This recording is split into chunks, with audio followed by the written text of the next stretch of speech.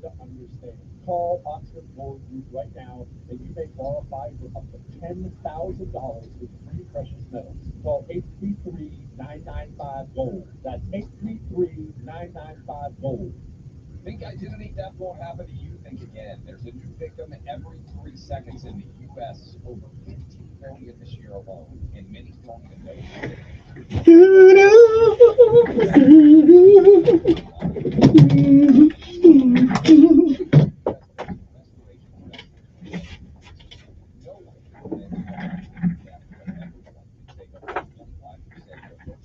My name's Clay, and the promo code at LifeLock.com. Prescriptions require an online consultation with a healthcare provider who will determine if appropriate. Restrictions apply. See website for details and important safety information. Subscription required. Price varies based on product and subscription plan. Hey guys, did you know there's a generic form of Viagra that works just the same but is 95% cheaper? And you can get it online at hims.com/radio. Through HIMS, you'll get a free medical consultation to determine the ED medication that's best for you. A 100% online process and a range of treatment options, including trusted generic alternatives to the name brands, at up to 95% off.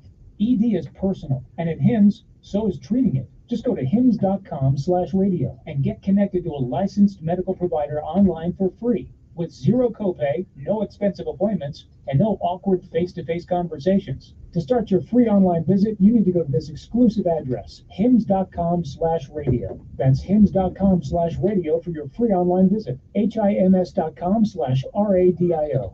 For 65 years, Guardian Credit Union has been your trusted financial partner, and now we're proud to extend that trust further by introducing Guardian Insurance Services. Whether protecting your home, car, or even your business, we've got the coverage that fits your needs. Our team is here to guide you every step of the way with the personalized service you know and love. Call 334-819-7555 for a free quote today.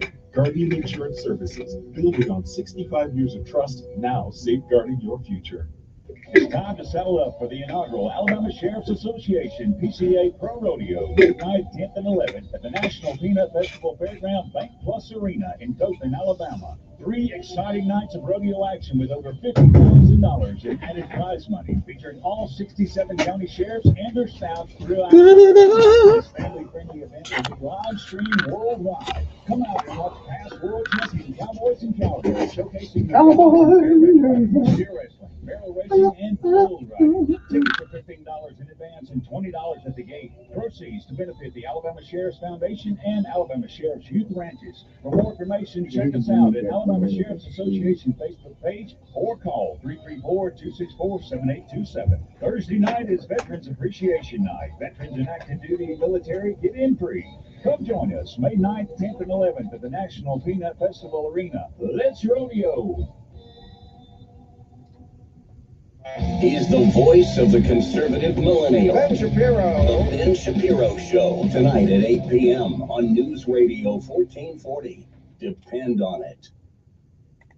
Your WSFA First Alert Weather Forecast on News Radio 1440.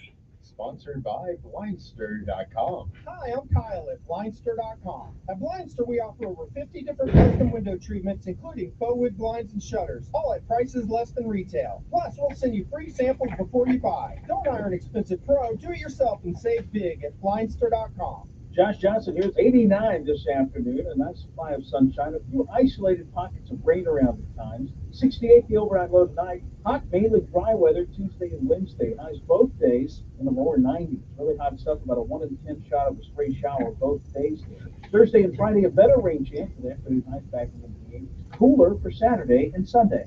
That's your First Alert Forecast. I'm WSFA Chief Meteorologist Josh Johnson on News Radio 1440. Montgomery Skywatch traffic brought to you by Sons Automotive, family owned, family driven on News Radio 1440.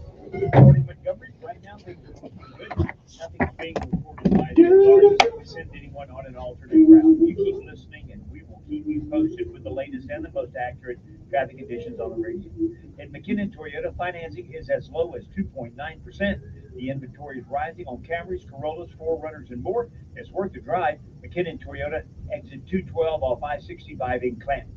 Buckle up, it's the law. For Montgomery Skywatch Traffic, this is Major Delay. Good morning, I'm Jasmine Williams at WSFA 12 News. Here's what's happening this Monday. There are just days left in this legislative session and still not a lot of progress on the gambling bills. Last week, the Senate delayed a final vote on the measure that would create a statewide lottery plus allow 7 casinos with slot machines and video poker. The House has already passed it, so if the Senate approves, it will go to the governor.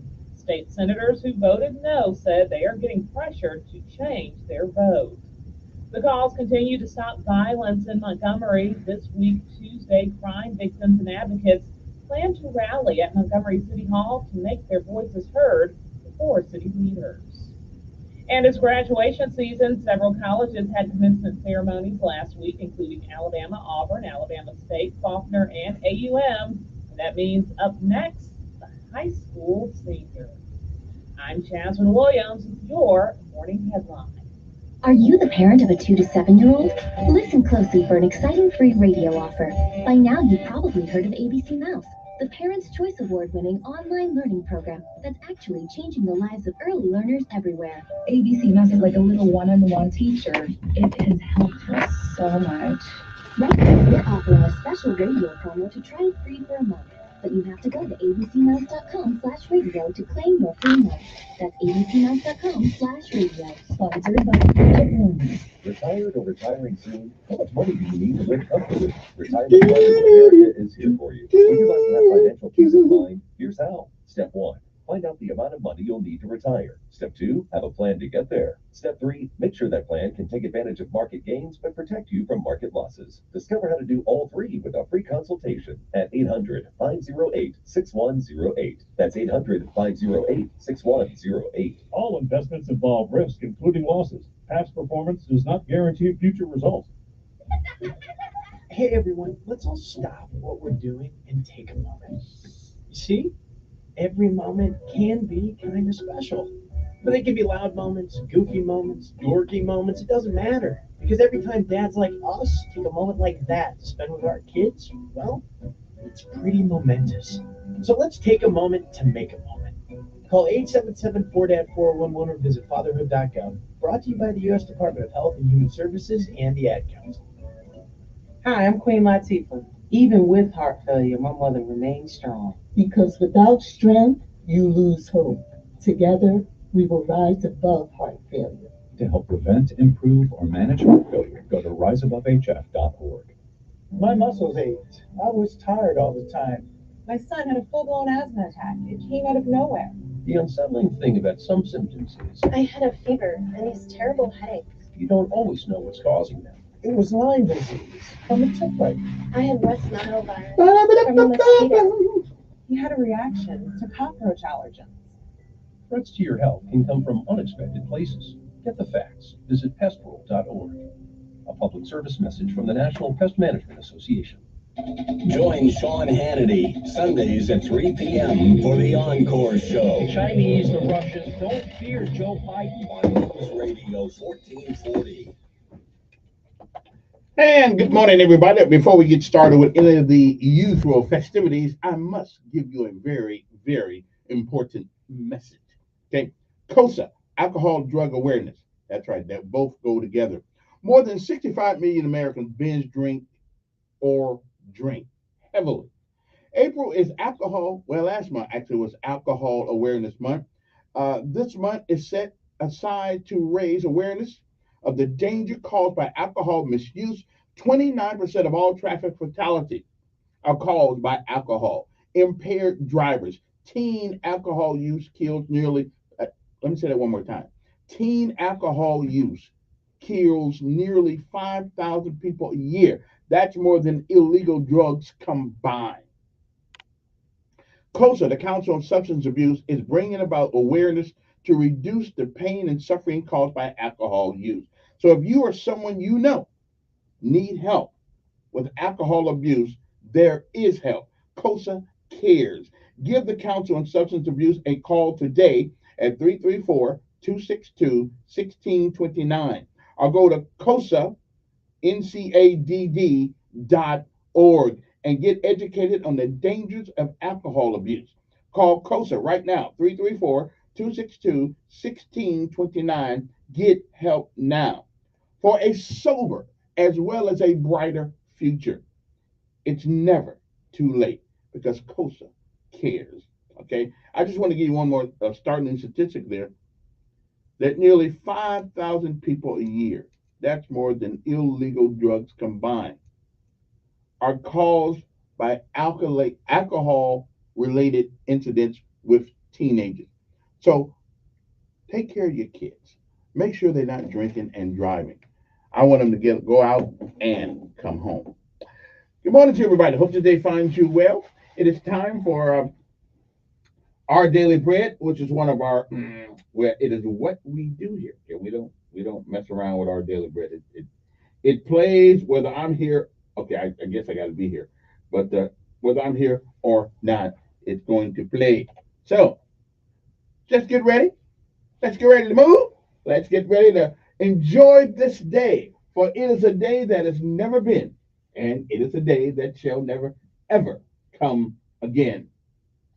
Good morning to you. It is May the 6th, 2024. Today's daily bread is called Loving Obedience. And our scriptural insight today comes from John 14:15 through 21. But we'll start with John 14 and 21, which reads, "Those who accept my commandments and obey them are the ones who love me. Govern yourselves accordingly."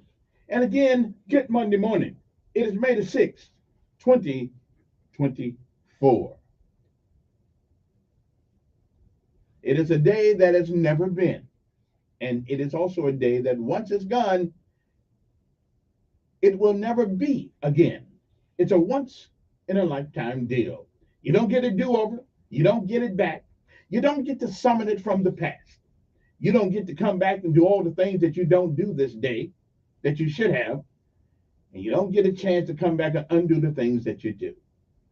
So whatever it is that you do with this day, make sure that if tomorrow should be, you'll be proud of what you have done this day. If you've lived a while, you've been around a while, you've seen the moon go around the sun or the sun go around the moon, whichever one it does, you've seen plenty of those. And if we are blessed and given the grace, mercy, charity, and love of God, we may, I'm not sure, we may see some tomorrows. But if tomorrow should never be, then it is this day. That is the first day of the rest of our lives. What are we going to do with them? Well, do what you can, while you can, for whom you can, for as long as you can. Benjamin Elijah May said that whatever we do in life, we should do it so well, no man living, no man dead, no man yet to be born can do it any better. I say that is the standard by which you live life.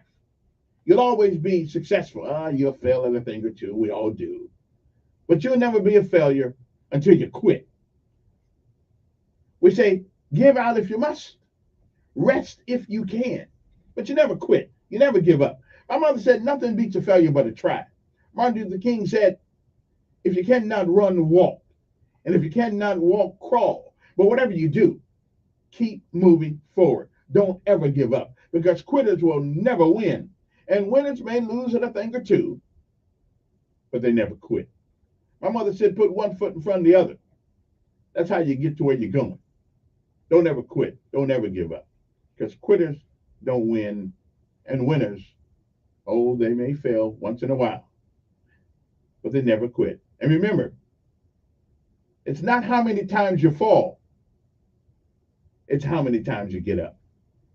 Good morning to you, Montgomery. It's time to rise and shine. It is a great day to be alive. Loving obedience.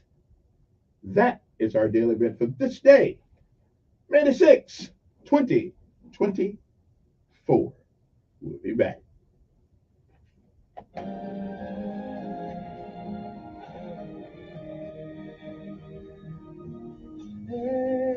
Just as sure.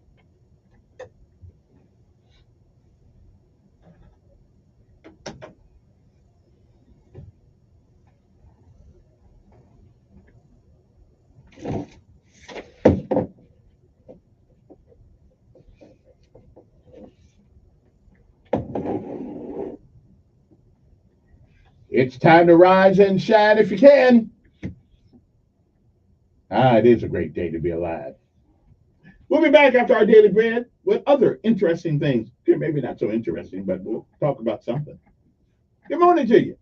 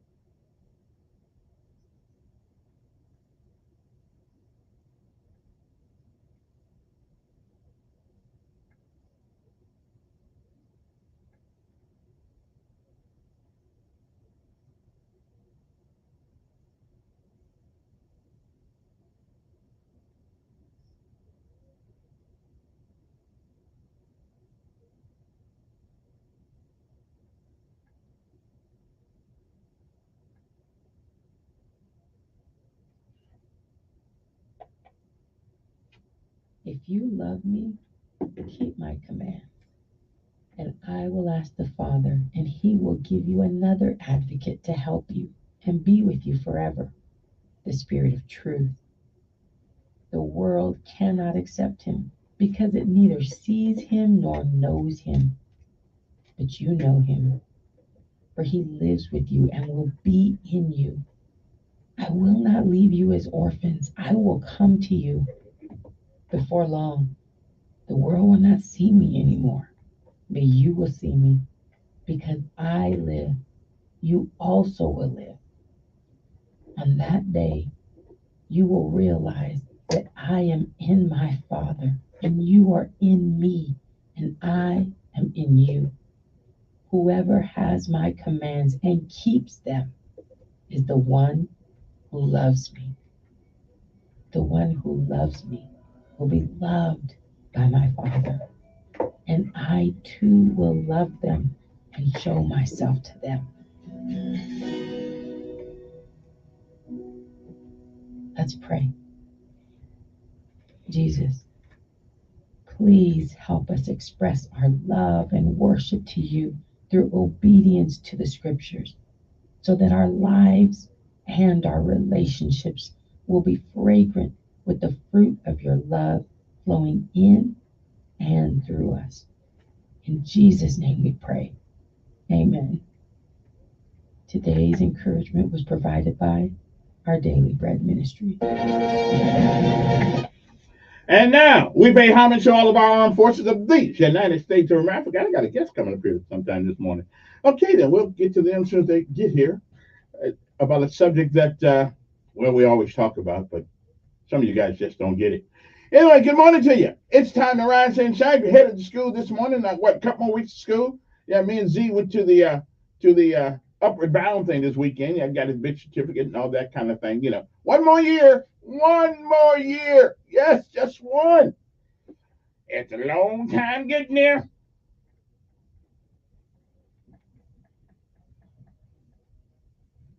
That's 13 years of school. Because you gotta count kindergarten,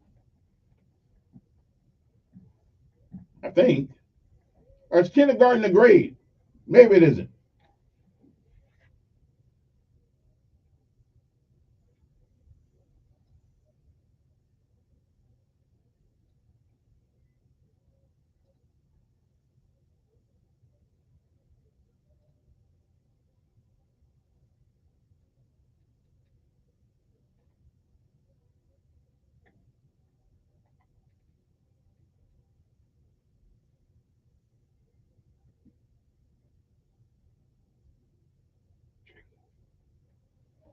And somebody please tell me what chickadogs are. I don't know. They look like overgrown roaches or big old flies. I don't know what they are, but I know people complaining about them.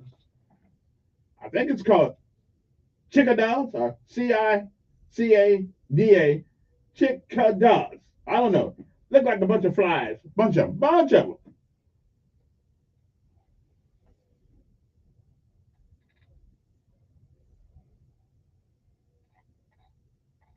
They look like big flies. I know what the love bug is. That's the thing that hits your car when you're going down the highway. I guess.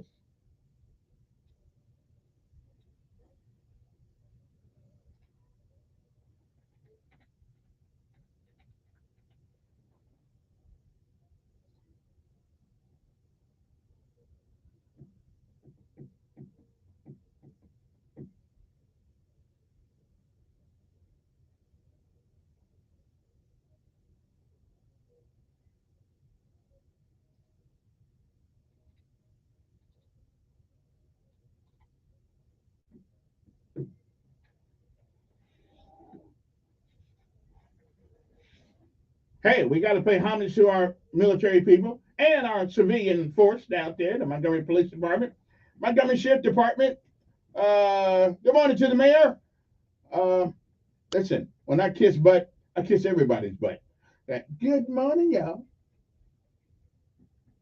Good morning to our city council esteemed people who never come on the air hardly ever. I am called Pruitt. Pruitt's ignored me. Oh, but Senator Hatcher did call a brother back last week.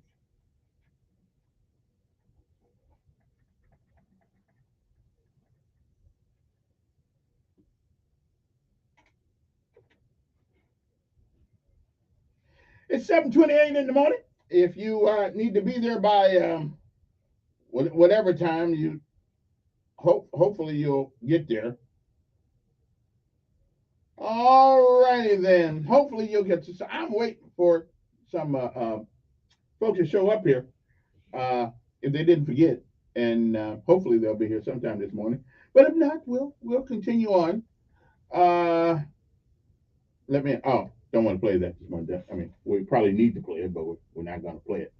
So let me take my little break here. I know you saying like I've been on a break all the whole time. I feel you. I know you feel on that one. I do. I know how you feel. But I wasn't really on a break. Okay, I was getting the festivities started. Okay, let me see who this is first. Like I don't know who it is. Yes, Ed.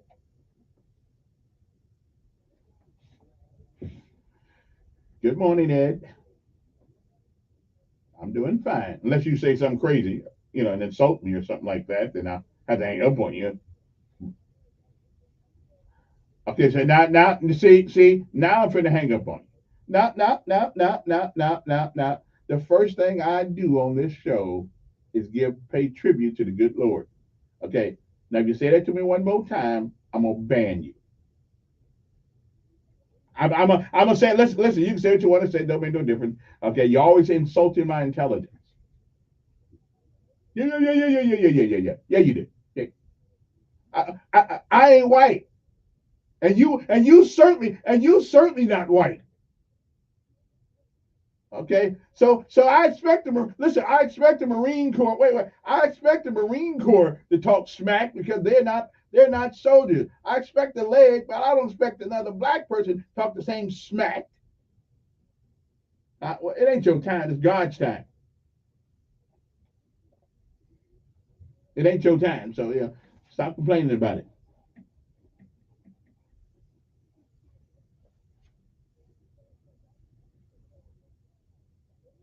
Now, see, now I'm really finna hang up on you. See, now I'm really finna hang up. You can't, you're gonna blow it here in a second. Just say what you gotta say and stop, wait, and stop trying to insult me on the sly, Mr. Christian man. Okay, wait a minute, nobody else calls every morning talking about they know God personally. I mean, nobody else says that but you. So, Mr. Christian man, stop insulting me on the slide. If you're going to insult me, just insult me so I can hang up on you. Don't try to make it a slide. Now, we ain't talking about God right now. We're talking about you.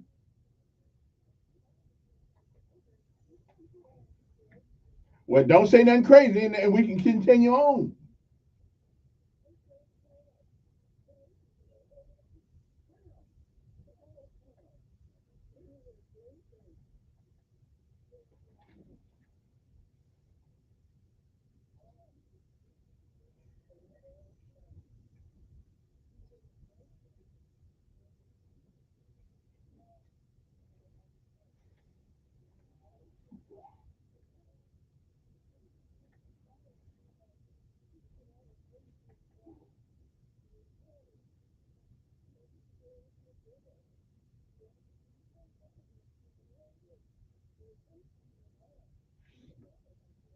Okay, well, okay, I don't have hate in my heart, so let's move on to something else. There you go again. There you go again. Leave me out of your conversation.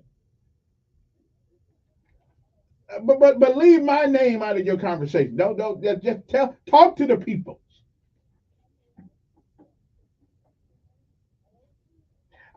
I ain't worried about them people. I'm worried about you.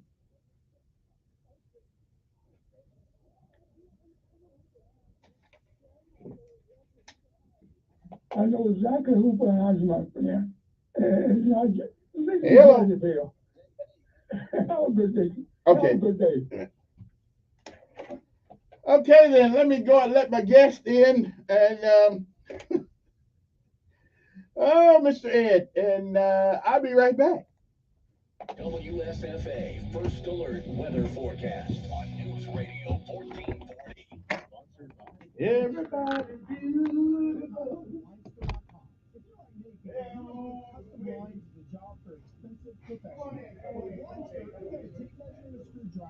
Install our custom blinds and save big.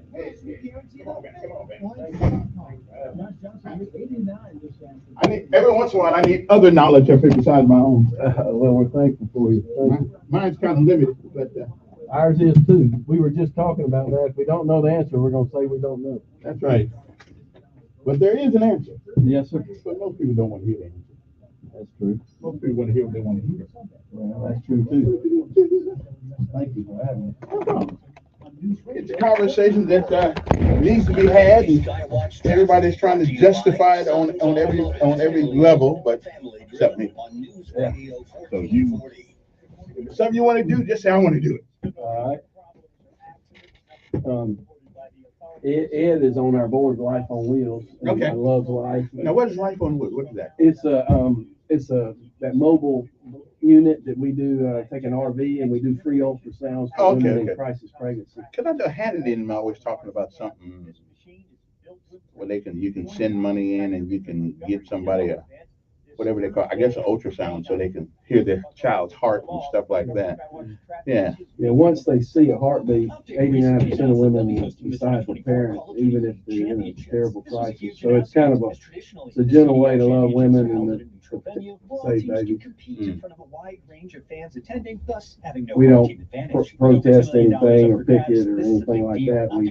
Although we're unashamedly pro-life, we really reach the woman. Mm-hmm. The latest esports and gaming news. Find it online at Checkpoint XP. I'm glad you called because I hardly ever look at my texts. There you go. So I got computers. Well, you're at the age I'm at. I don't like texting either. I love texting. I just said I don't look at them. I got this to look at, that to look at, that to look at. So many things to look at. Yes. So y'all from Montgomery? We are. And you still here? Yeah. I believe in it. I believe in it. You've been here your whole life too, man. Yeah, I was born and raised here. We live on our farm over in Macon County now for the last 15, 16 years. It ain't the same Montgomery was when I got here in 91. Did you go to high school here? No, I'm from Indiana, a little town called South Bend. But I've been here longer than I was at home. But I left home at 17. You've been in radio for a while? Only since I've been here. I was in the Army the other time. Guardian Credit Union, where you belong, federally insured by NCUA. Yeah, I had never had any training particularly. Do you remember Don Markwell? I do. Well, Roger is my friend. Oh, right, yeah. Well, Don gave me my first job back in 91 when I got here. And I went down, the guy I was listening to just absolutely sucked. Yeah. I said, this guy puts me to sleep. So I went down to Don's show. Said, I can do that. And now I had never done radio, but I knew that I said, you know. Yeah. So I took the job. Now, the only thing I regret is that I used my real name. Yeah. So when I finally got the job, I was stuck with using my real name. Because when I went down there with Don, I never planned on being on the radio. So now, but it does help every once in a while when I get my license, somebody give me something free. Yeah. Hey, all right. Yeah. I only got out of one ticket though, because it was one time. That's it.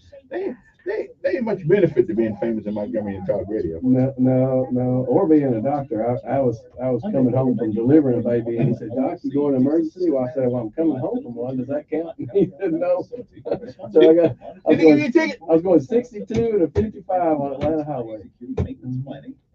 Yeah. Well, that's kind of fast. Yeah. On Atlanta Highway. Yeah. That's what he said. That's kind of fast. It's Christmas Eve. I was trying to get home. Oh man, and he didn't give you a Christmas present. What was his name? I'll dog the guy out. No. I actually thanked him because I said this may be saving me from a bigger wreck later. No. And how many years ago was this? This was golly, 15. Okay. Well, you was kind of young and impetuous in those days. Yeah. Planning and continuous improvement initiatives. Please visit the HMMA USA Careers website to apply. Search salaried administrative team member positions for assistant manager, engineering, reliability engineering. I'm gonna call and tell them. Do I got a second I can call and see why they're calling me? Yeah. We sure have. Let's play some old ones. Remember all the complaints we got from They your want you to deliver a baby. I hope it's not a surgery. Hey, Leslie, Dr. Phillips, y'all call me? But that doesn't mean we have to record the commercial at 6 a.m. Ramp, it's the real deal this early. That's Yeah. when you were a bit younger. And remember when Siri first No. You can feed her. That wasn't somebody did that for us. So go ahead and tell them. I'll call you back. I'm at a radio show right now, but I won't do that today. I may do it this afternoon, but right now, just leave her NPO, and then and look at this afternoon. I'll call you back in about 2 hours. Thanks. Okay, I know what NPO stands for. Nothing by mouth. Yes. Yes. That's the extent of my medical training. Well, that we all have a purpose and a reason. We're not random. Yeah. But I did work I used to work with Northwest Georgia Regional Hospital. I was at. They got a really nice clinical name for them now, but I was an orderly, and with alcohol and drug addicts, and I had to leave that alone because my empathy for alcoholics was not there. And if you're going to work in that field, you need some empathy to try to understand. I ain't never drunk alcohol in my life. I ain't never touched it because of them folks. Yeah. I just not said I can get drunk all the time. Yeah. But it's like anything. And we all got addiction to something. Yeah. Well, that's right. Everybody's broken. Yeah. Something. So put those headphones on. Okay. All right. Okay, good morning, everyone. Hope this day finds you well. And I got a couple of doctors in here today. At least I know one of them's a doctor. And the other guy must be the doctor's friend or something like that. Yeah, I'll let him tell you who we are in a minute. Anyway, good morning to you. I'm Kevin Elkins, and this is News Radio 1440. Now, you guys know you know what one of my pet peeves, all right? Okay, first of all, I don't think a guy can be a girl or a girl can be a guy, but that's just a small one. But I also don't believe in this at-will abortion because you and Tyrone broke up, or you and Bubba, you broke up, and now you say, well, maybe we did the wrong thing. And it's too late to worry about that now. But anyway, so I got a couple guys up here that work in that field. So Tell the folks who you are. I'm Matt Phillips. I'm OBGYN here in Montgomery, and had the privilege of being involved in pro-life work since 2004. And right now, get to work with a ministry called Life on Wheels, and we do free ultrasounds for women in crisis, and we meet them right where they are, helping them through the crisis. I mean, you mean literal. You meet them right where they are. We do. We do ultrasound ministry. So the ultrasound is such a powerful tool. And if a woman can see her own baby and see the own heartbeat of their child, they'll cancel an abortion 89% of the time. And we use that technology to actually just to tell them the truth. So people recognize when they see an ultrasound that it's not just a blob of tissue. That it's a human being. And once you make that step where you realize this is not just a clump of cells and this is a human life, now suddenly people begin to value the life of that baby. So we use that ultrasound. We have 4 mobile units right now. One's being repaired. They stay broken most of the time. Machines being what they are, but 3 units go out nearly every day, 1 in Montgomery 5 days a week, and then 2 in Birmingham. We go to Tuscaloosa 1 day a week and meet women right where they are. And on that bus, there's 3 women. They compassionately love the woman. They hear her stories. They figure out what her crisis is, and then we help them. Once a woman decides to parent, we connect her with resources that help her through the pregnancy, and then we kind of refer her back to crisis pregnancy centers that'll help, counsel her or meet any need that may be there. And so it's a beautiful ministry. I'm so thankful to be involved in it. Okay. And who's your partner? Yeah, well, I'm Ed Gannon. I'm a friend of Matt's. We've been doing pro-life stuff together for like 30 years. A long time. Yeah, a long time. But I'm on the board of Life on Wheels. And I'm not a doctor, but I can play one if it helps me in that situation at that time. But yeah, we've just been working together a long time, and Matt asked me to come and help get this started up and be on the board. So I've been doing it for 7, 8 years now. And the reason he's on the board is that when we were forming this, we were going to park the mobile unit 40 feet from the abortion clinic's door. And so I went to Ed. He owns the Vintage Olive, and I went to him and asked him, we were having a fundraiser, and I asked him, I need a basket to raise money to save babies. And he said, oh, absolutely, I got what you need. I said, but that's not why I'm here.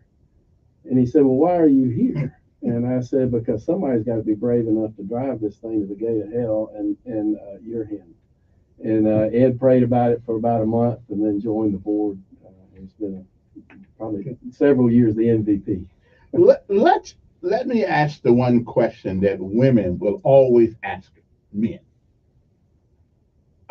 You're a man. You will never, ever have a child or an infant in you. You don't know what it's like. You don't know what they go through. You don't know the psychological and physical damage that it does because you are a male. You have no idea. Now, you are OBGYN, so you know, but physically, you don't know what it's like. So why should they listen to you? That's a great question. Ed, you want to? Well, you're going to hear this a lot. It all depends on what you say the unborn is. And if it's not a human being, then yeah, we just need to shut up as men because we can't have a baby. But if it's a complete, distinct, individual human being, then would you ask me the question, if there was a nursery on fire and I ran in and saved a bunch of babies out of a nursery fire, would you say, why'd you do that? You can't have a baby. Like, why is that any of your business? You can't have a baby. I said, no, but the fact of saving human beings is everybody's business. So it's not about gender. It's about the principle and the truth that an unborn baby is a distinct living individual. So how do you, doctor? My argument is, if life ends, then it must begin someplace. And if you interrupt that life anywhere in that process, then you are, I think, in danger of killing I won't say a potential human, a human in its beginning stages. Right. Okay. So am I wrong about that? Or if something ends, there has to be a beginning. Yeah. That's a logical thought process. When we talk about life as a biologist, so I'm a biology major and spent my entire adult life only on this, managing pregnancy and helping people have children. Biologists have 4 criteria to be alive. Okay. And so this is in all textbooks. The 4 criteria to be living is an organism has to have a metabolism, has to be able to grow, it has to be able to react to stimuli, and it has to be able to reproduce. That's the 4 criteria to be a living organism. Can I give It's metabolism, growth, reaction to stimuli, and reproduction. And the human embryo meets all those criteria. A human embryo has a cellular metabolism where it's the processes of life of creating energy and that kind of thing happens within the cells. Just as you and I are metabolizing whatever we ate for breakfast, the human embryo is doing that at the cellular level. And then it grows at an incredibly rapid rate. I mean, if we continue to grow at the rate that we grew the first 2 months of life, I heard an estimate that we would be 250 something feet tall if we continue to grow at that rate. And so it's an incredibly active metabolism and growth, and then it reacts to stimuli.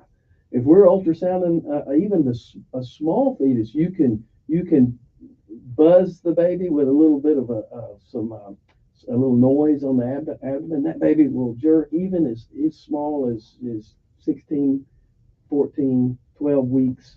They react to stimuli, and then the cells reproduce. These cells are rapidly dividing and growing, and to be a living organism, you have to do those 4 things, and it certainly meets all those criteria.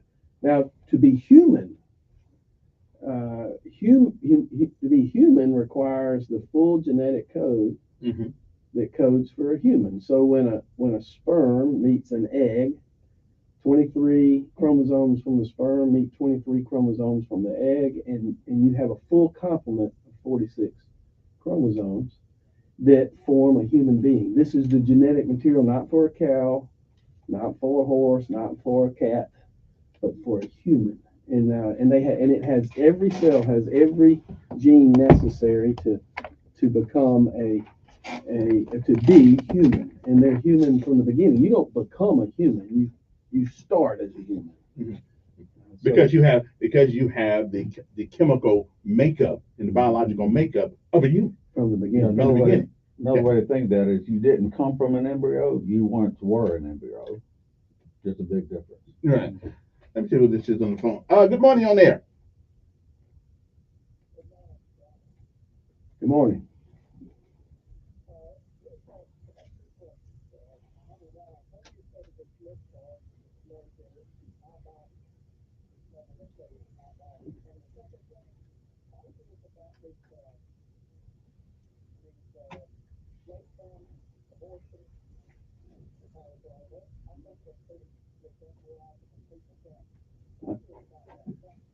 Ed, I'll let you answer the first question because you like that one.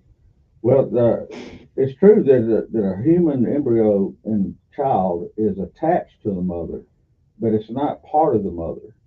And that, like, if you pick the back of your hand, you'll get thousands of cells come off your hand. But if you set those in a petri dish, they won't grow into a human.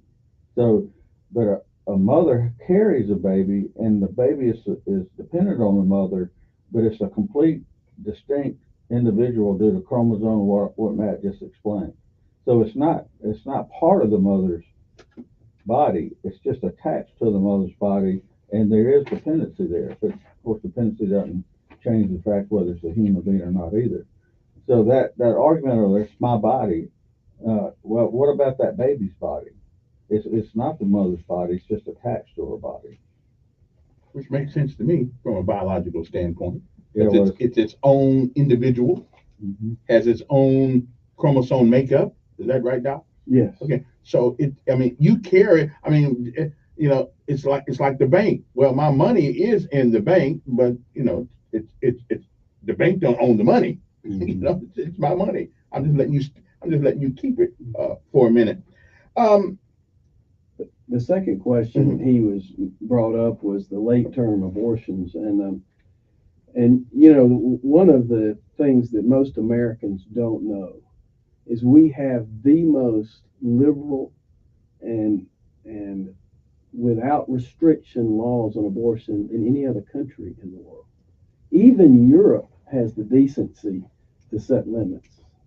Whereas we have states that there's no restriction. You can abort right to the last second. And in no other country has that sort of extreme view on abortion. And so we are the most permissive country in the world on abortion. And people don't realize it. Now, fortunately, we live in a state where we recognize the sanctity of the human life, and our legislators got it right, and Governor Ivey got it right to sign it into law that we protect human life here. But don't think abortion in Alabama has stopped, because they're just mailing in the abortion pill, and people are continuing to abort, and at about the same rate, if not a little more. And in 2023, when Roe v. Wade was reversed in 2023, numbers nationally were up.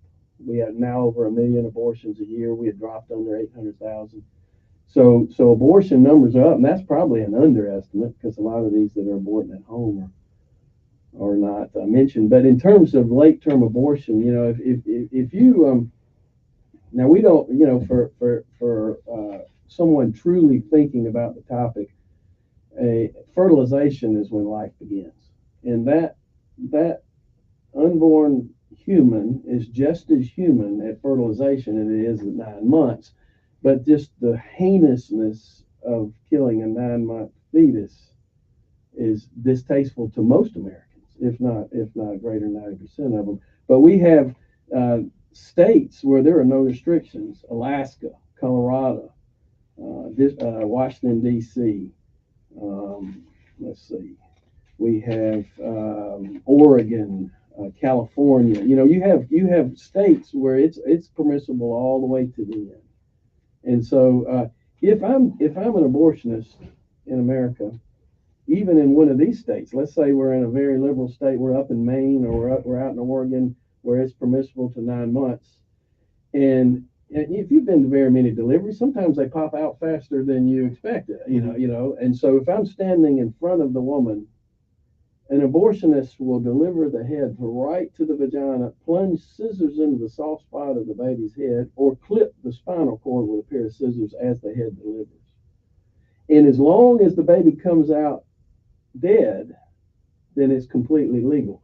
If he makes a mistake, or she makes a mistake, and delivers the baby live and then wrings the neck 1 second later, that's murder.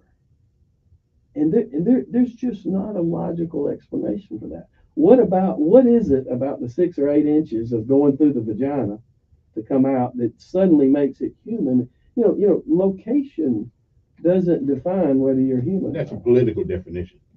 Okay, nothing to do with reality. Good morning, you're on the air. Good morning. Good morning.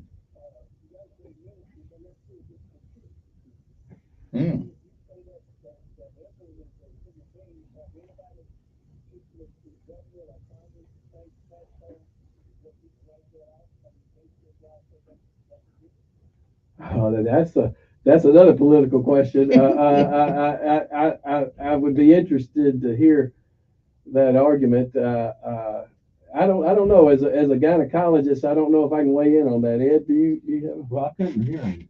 So say your question again a little louder so Ed can hear.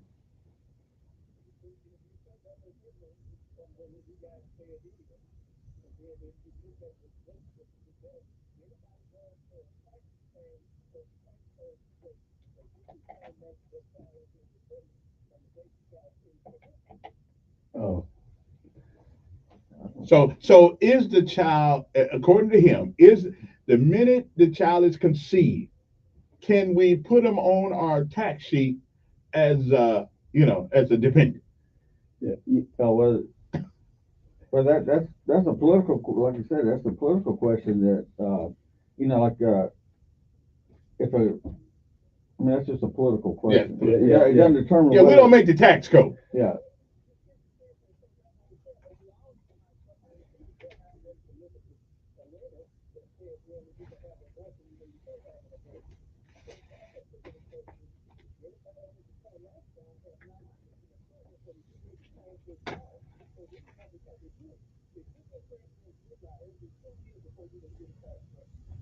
Yeah. Well, I mean, that'd be a personal answer. My personal answer is, yeah, as soon as you confirm that you're pregnant, that should be a deductible child because it's a human being, because you're taking medicine, you're going to the doctor, there's things you can write off.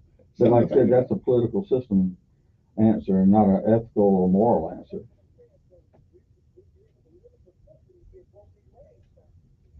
Mm-hmm. On the surface, and I haven't researched it, but on the surface, that's a very interesting point. Yeah. That's a ballot box question. Okay. Of course, I have no moral connotations associated with it when it comes to taxes. Let me ask some doctor come at. Doctors take an oath, Hippocratic oath, to do no harm. How can any doctor, at least from a medical standpoint, disregard that oath and create and do an abortion? Well, it all goes back. Is the unborn human, and is it a person? Is it the second patient? And interesting in OBGYN, I trained at Emory, which is a fairly liberal area to train. It was a prestigious but liberal, and so a lot of my professors, all of them were pro-choice, but interestingly, the most active abortionist on the staff was also the best at delivering complicated deliveries. And some of the most important things I learned as a resident, I learned from him delivering children, live children. And he was interesting. He would run with equal zeal to a delivery of a live baby that the parents wanted, and he would run with zeal to do a second trimester abortion to a parent that didn't want the baby. And when you would talk to him, it was not a logical. I mean, I'm trying to think logically. Right. If they do that, well, I know how. They divorce themselves from whether it's human or not, and make their decisions on whether it's wanted or not. And so some of the best professors I ever had in terms of deliveries were abortionists. Wow. And it was really weird to watch them working that back. We got to go to a break. Tell the folks who you are again, Doctor. Dr. Nat Phillips. Nat Phillips and Ed Gannon. Ed Gannon. We'll be back right after that. See the phone off. What up now? Now we got to know what we're talking about. I'll be back. Oh,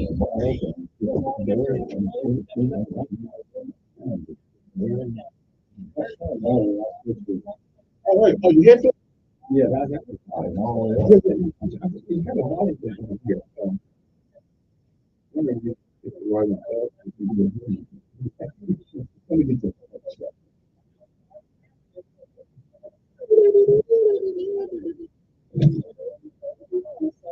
Is this going the way you think it ought to? Oh, yeah. That's the question. Because nobody normally, I mean, I'm full of opinions. Yes.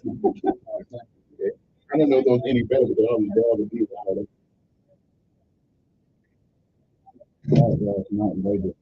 okay, good. Everybody's got the thing, but I tell you what, like this argument about women's life again, it is we're gonna call it. I mean, life ends, and if you have to kill it, it must be alive. Y'all want to come on? Yes. Explosions and smoke in the southern Gaza city of Israel have begun warning tens of thousands of Palestinians to leave in an apparent outside while a threatened ground invasion was imminent. CBS's Ian Lee today unearthing portion evacuation of parts of Rockland after firing toward what it says are the launch site of the rockets.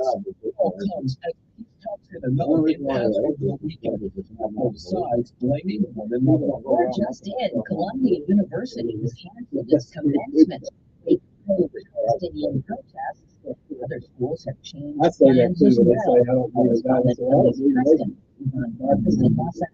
USC will now host a party for the class of 2024 at the LA Coliseum after canceling the main commencement ceremony due to safety.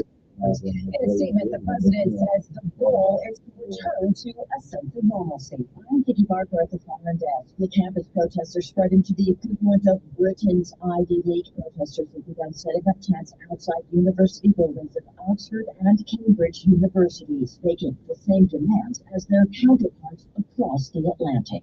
Hundreds of people had to be rescued in southeast Texas after 5 days of heavy rain. CBS's Janet Family and Houston Special Ops Sergeant Effie Garza. What's it like for your officers fighting a current out there, fast-moving flood water? It's definitely been a lot more challenging than it was with Harvey, because the one thing people need to remember, we're getting flooded by 2 locations, the West Fork and East Fork. So most of the rivers are very strong. There is no rain in the forecast there today. In Germany, a pastor near Pittsburgh was stunned when someone pointed a weapon at him in the middle of his sermon. I'm looking down the barrel. The deacon, who'd been videotaping the service, stepped in and pinned the man to the ground. After years of delays, Boeing Starliner is set to blast off for the International Space Station tonight. Astronaut Sonny Williams will be aboard.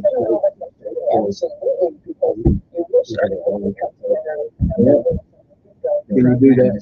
Everything from software to parachutes. The New York Times. He has a thing on the 5 mistakes that people make. And at some point, I'd like to kind of give them that open spot. Just about every argument that they're trying to make falling under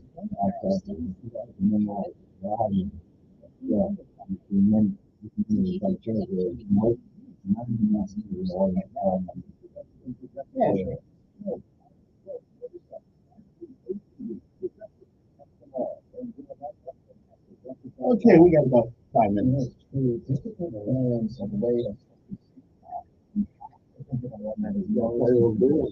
Hey, Mom, I'm getting interviewed at a radio show. What time is 14:40 a.m.? Yeah, love you. That's my mom and my dad passed away a little while ago. Whenever my mama calls, I answer immediately. It doesn't matter what I'm doing. I know we'll get one more time. United States Army Rangers. My mother says, I was on my way someplace. Is it nice? Okay.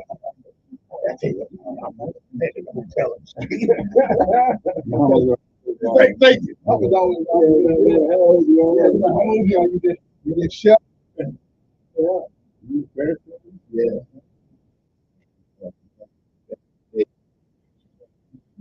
This year we 67, man.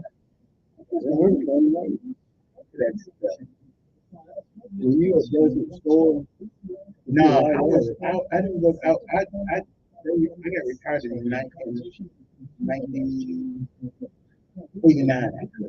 And so we were involved in you remember in the 70s, I went in the 70s, when the car ran into land, for those guys that were in there, the plane crash and stuff like that, we were involved in that. And that Black Hawk? Yeah, and I'm like, that's 92. This is 70, 77 years ago, something like that. And then we spent a lot of time in we spent a lot of time in the drug trade in the early 80s and 70s. Now my closest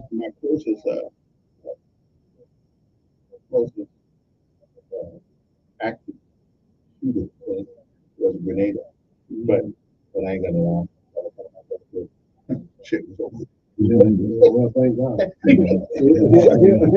So I said, okay then, that's good. That's good. But You walk in there and go like, yeah, y'all come back. Yeah.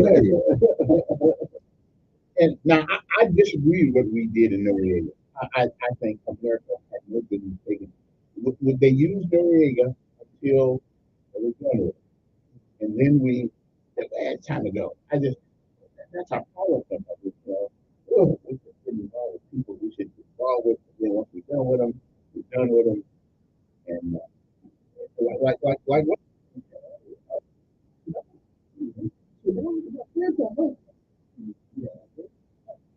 And most people in America don't know that the Russians were our allies in World War II. Mm-hmm. I don't know. The way we got this anti-Russian all go Putin. Well, Patton wanted to go in and take them. I mean, actually, they made a switch. They were, initially they were. In the middle of the war, they switched to being an ally. Yeah. And that's what pissed Patton off. Patton wanted to go ahead and press in. He said, "Hey, I got my army. I was just press in and take Russia." That would have been wrong. Yeah. Patton was a great general, but then he slapped that kid in the medical tank and sent him to Africa. And who got fired? Was it MacArthur that got fired? I know Patton got fired. Yeah. Didn't MacArthur get fired? I don't think he did. No. Now he said, old soldiers never die; they just fade away. Yeah. Oh yeah, he said, when in the Philippines, I'll be back. Yeah, and he was. And he was. Yeah, he came back. That's one of the great. It's amazing how movies make war seem so glamorous and courageous. And it hit home one day. We came back from someplace. I don't know where we went because when you're private, you don't know where the hell you're going. They just say get on the airplane, and you go. And they say jump out, you jump. You don't know where you are. But we came back one morning, and in that formation was a pair of boots, which meant that the person who stood there was no longer with us. That kind of makes it kind of real. That makes it a little bit real. Patton in his opening speech in the movie Patton, it's like the greatest speech ever been written. But he said, he's addressing the troops and he said, y'all were worried about whether you're gonna cower on the battlefield on the pressure. He said, don't worry about it. He said, when you stick your hand into a bunch of goo that a moment before was your best friend's face, you'll know what to do. Yeah, golly, I guess so. I know that's kind of cruel, but woo! Because you're fighting for the guy next to you. Yeah. At that point.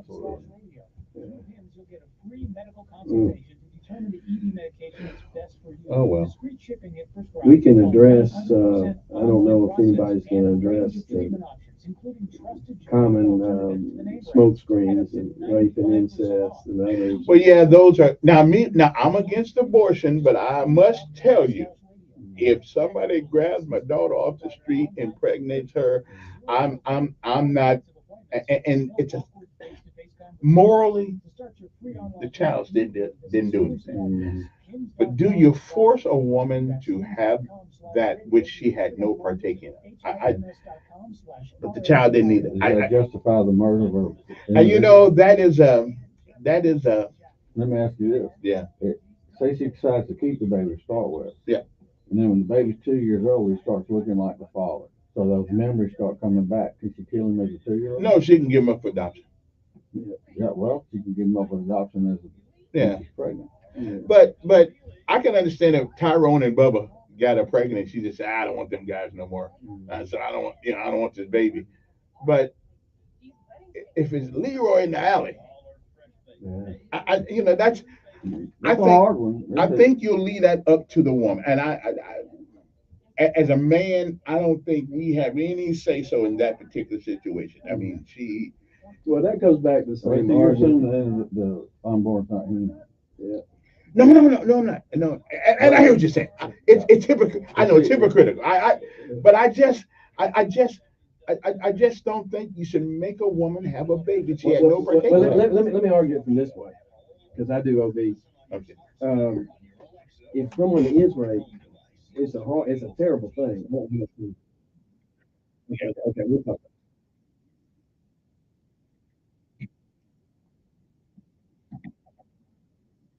And good morning, everybody. We got what's your last name?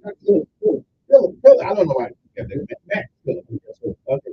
And OBGYN, we always talk about this abortion thing. And these guys actually have a vehicle where they go around. They let the women see the ultrasound. Which an ultrasound, I guess, is an inside image of the child. Yeah, yes, ultrasound is gotten better and better over time. And you can see beautiful images just in the last 5 years, even the clarity of some of the images. Before we take another call, you were going to tell us something about the mistakes that people, the arguments that people have for something. Yeah, the pro-choice people who argue pro-choice, if you're going to film life, they're involved basically most of the time into 5 categories of mistakes that they make. And one of them is they confuse objective claims with subjective ones. So their personal opinions will override facts.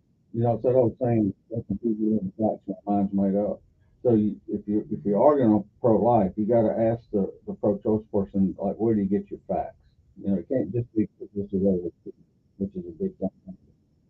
And then they attack the person rather than argue. This is so common, it's unbelievable. Once they start to see, like when you go scientifically this, and you that, they'll say, well, you're just a moron, or you're just a, they'll start attacking you instead of the argument. That's real common.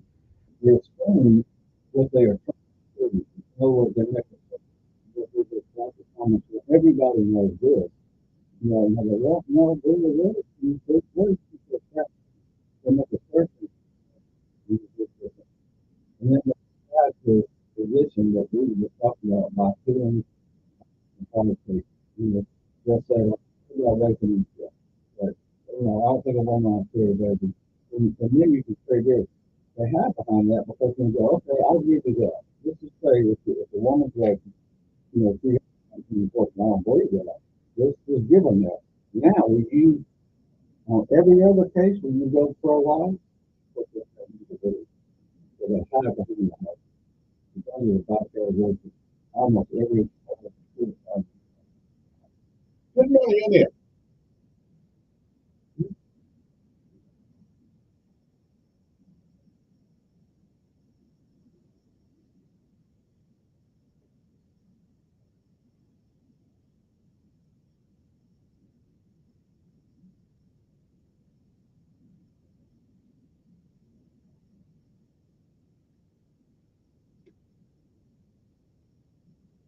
What is the definition from your perspective of flourishing?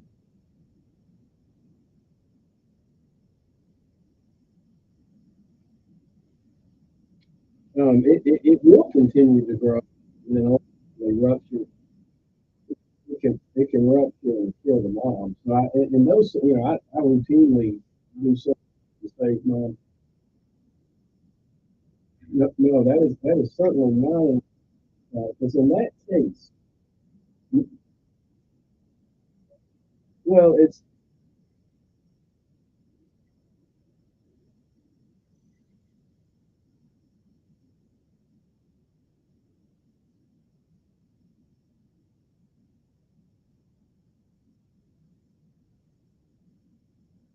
I would say that is fertilization of the fertility.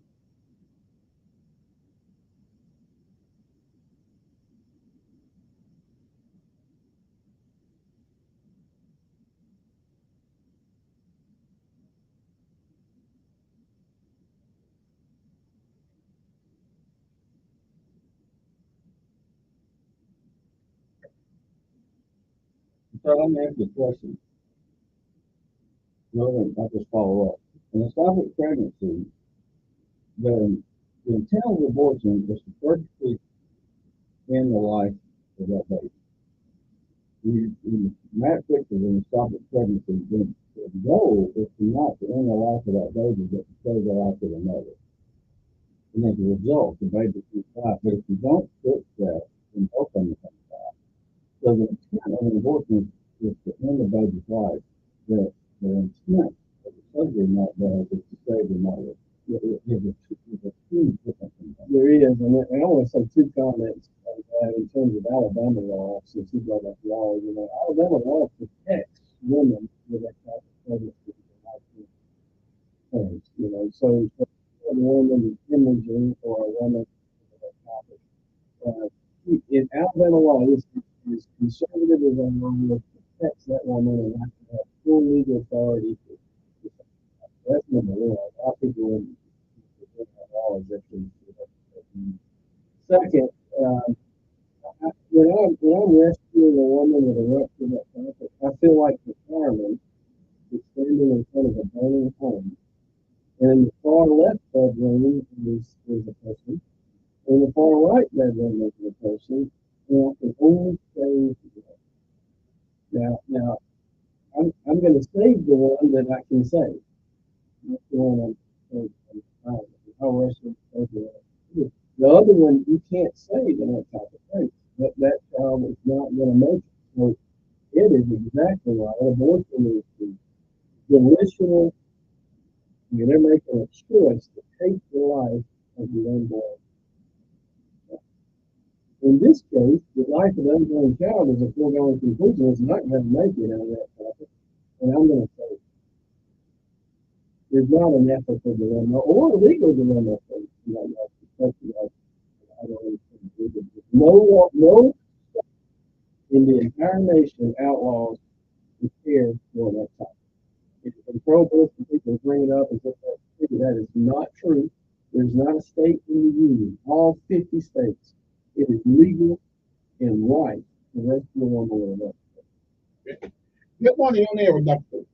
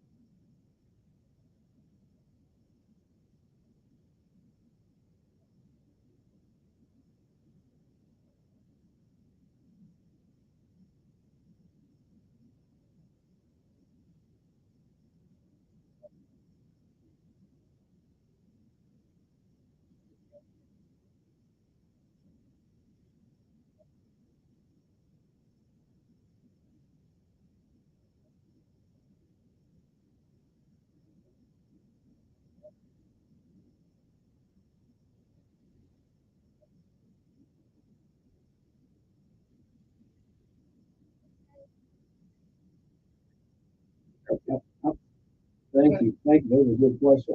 I'm going to ask Ed to address the first half, and then I'll follow it up with the second half. Yeah, well, by the way, I'm like Matt, I'm willing to come back and say anytime you go. So that's a good point you made. This is where one side is maybe not good, but really not. So that's it. But in case of rape, there's the very first thing about rape I want to say is it's a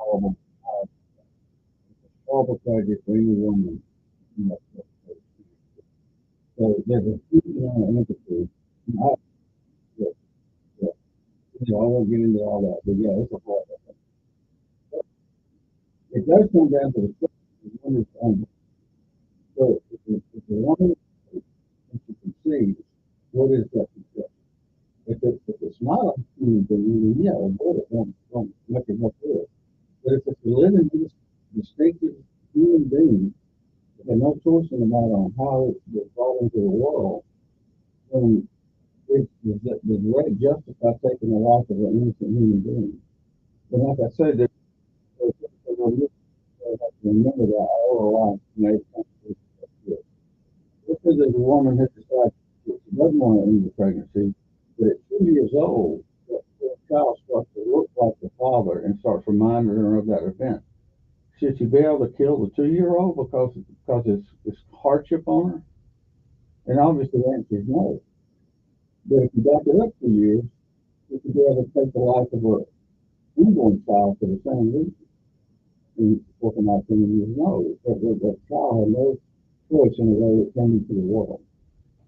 And nothing, no reason would justify killing that child. And I would like to add to that, and then to address the original question that she asked was, how do you feel? How would I feel if my daughter or my wife was facing an unwanted pregnancy from a rape? And first of all, it makes you sick to even think about it. I mean, in fact, it's one of the most heinous crimes of humanity that you can commit against someone. And biblically speaking, it was a capital crime. I mean, it was right up there with murder. The rapist, which I think still is a reasonable thing to do. That person was unbelievable. So the answer for both Ed and I, we would feel horrible. Now the second thing I'd like to bring up, and since I've worked with women since 1996 as an OBGYN, I can tell you that, and I've done over 40 forensic rape exams to help catch the rapist. So I know what it's like to hear the story. I know what it's like to examine the woman trying to find out what happened to her. It is gut wrenching. So you need to know that I know. But I will say this: at the point that the woman who has been sexually assaulted, she's not responsible. She's not. It's not. She's got nothing to prove to a guilty about. Although some replacement group said this is not guilty. She was responsible. But then you the abortion here. At the end of the life, if that is going to make the rape less painful, less harmful, less gut wrenching, and I would say it's such a terrible event that the abortion does not include it. Now you've added guilt. So she's got to deal with pain and suffering of this life. And now deal at some point when somebody shows her ultrasound, she's going to feel guilt. Good morning on air. Yes. Good morning. Good morning.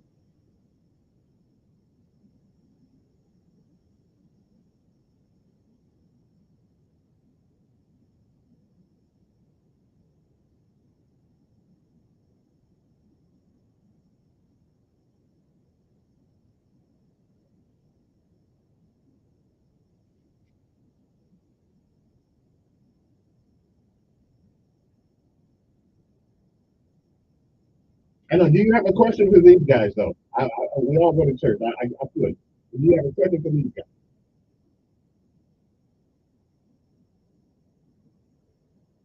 Okay. Good morning on air. Yes. Good.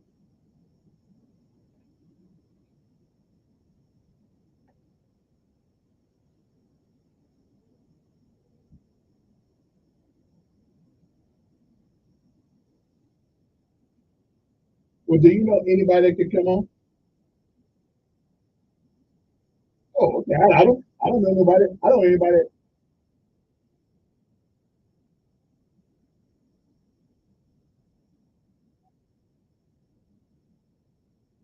Yeah, an opinion is one thing, but the truth is the truth, and the truth is that. Yeah, yeah,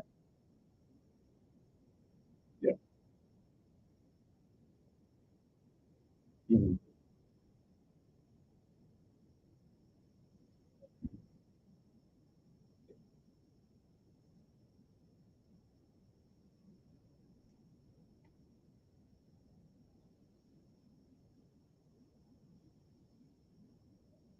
Well,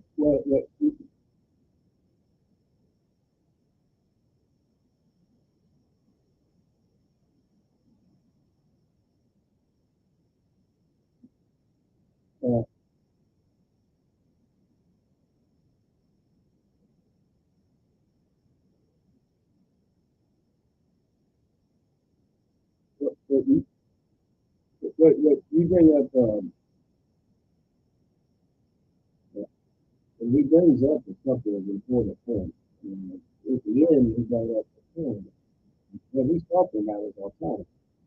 As Americans, we value freedom, we value ability, decision, so autonomy is an important value, but autonomy does not allow them to take the life of an innocent people.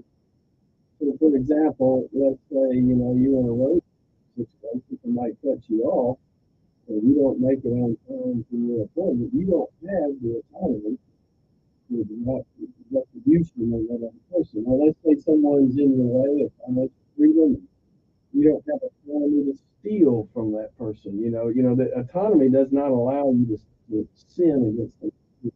So I would say that. So if the unborn fetus is human, no one has the authority to take that life, male or female. In terms of debate, gosh, I would love that. Ed and I would love that. Find somebody that wants to come at you. Would like to have a pleasant, productive conversation. Like you, I wouldn't refuse it. In fact, I would love to debate anybody who's ready to do it. I would love to too. I definitely do that. One other quick thing. Out of respect for the last caller, he's making assertions about all white men making children for women. That's me. 860-1440 is the number here. I get the Dr. Phillips and Mr. Gannon. Look at quarterback to the Raiders. Okay. Look at that. I think he brings up, the men speaking for women. He and I talked about, you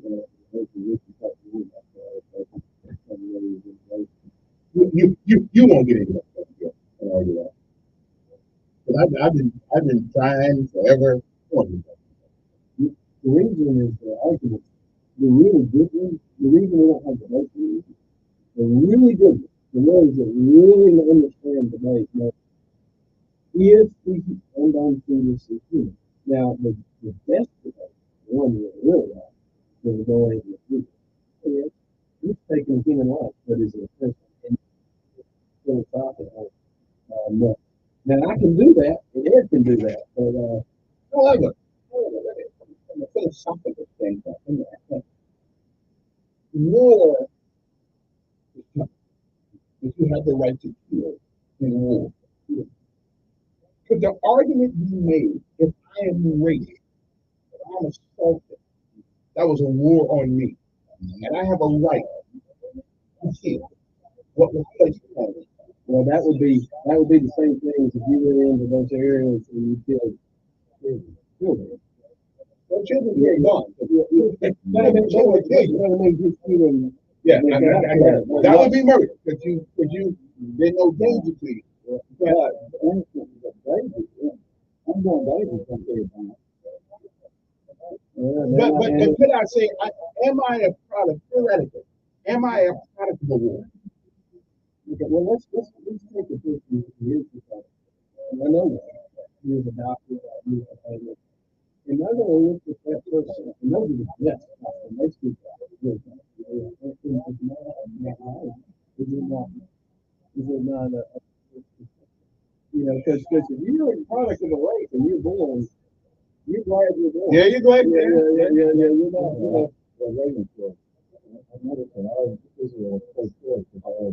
Yeah, our lives. Yeah, and that's the argument I use with Reagan. But I guess, and I have a conflict. I'm 99.9% against it, but somebody grab your daughter or your wife and then attack them, and they do have their way with them, and then that's let me ask you this: if I go into a situation that is hard, I'm not. Would I have the right to take another person's life to ease myself?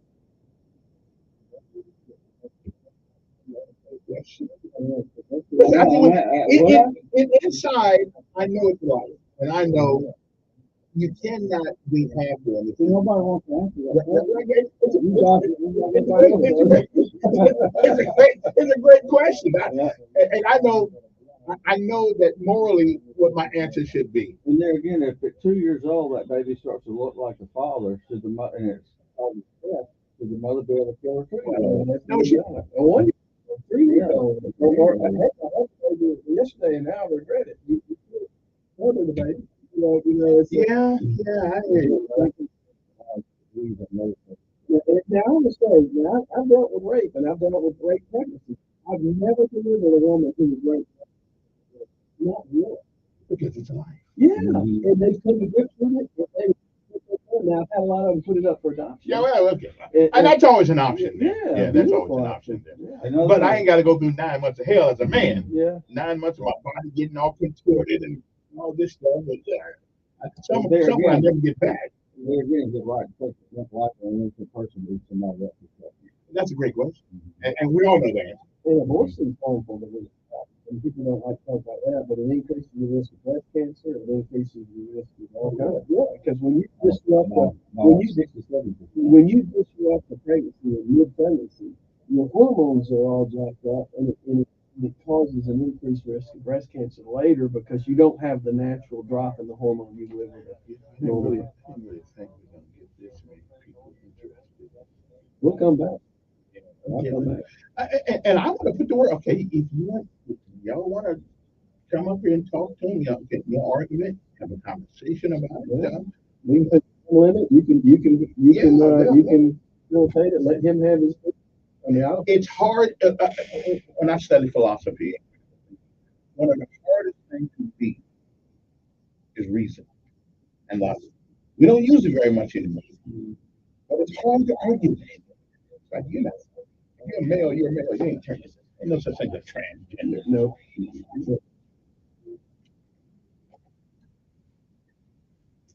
We are back.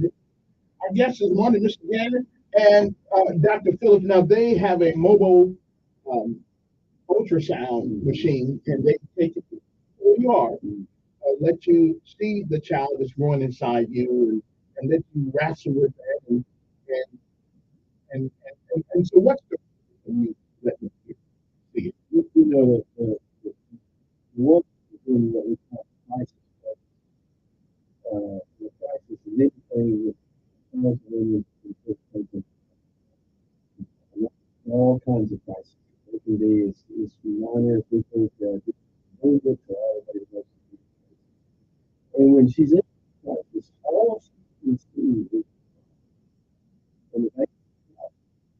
So all she can see is the crisis. And when she gets on a bus, there's women on the bus, beautiful story, has a voice, you can see what's going on. Then it's a very licensed medical clinic that had to meet all the criteria. We have licensed in Alabama for medical use, and so it's a really well done thing. But when she sees her own baby, we take her eye off crisis and put it on the child. And when you do that for a mom, 89%. So let's talk about empowering women. A lot of people say that having the ability to abort things. Well, that's not true at all. In fact, many people who have had abortion speak of it is not an act of empowerment at all, but the result of it ended up being abandonment, betrayal, desperation. Ultimately, has huge negative effects on their lives and their relationships. So I can talk to a woman and ask her about, past pregnancies and even the new patient. It's just how children to look up years away at 13 years, 17, 15 years. It is as if and they often never get over it. And so the negative effects of it, we want to empower women. If you want to empower women, give her the resources and abilities to take nothing. Good morning on there. Morning. Good morning.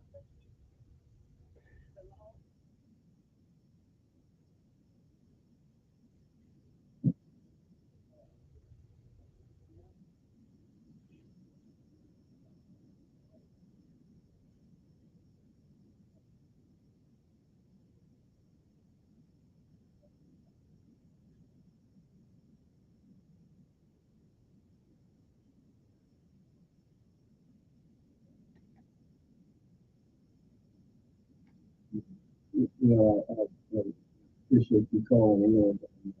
Wait, let him get, okay, let him get, yeah.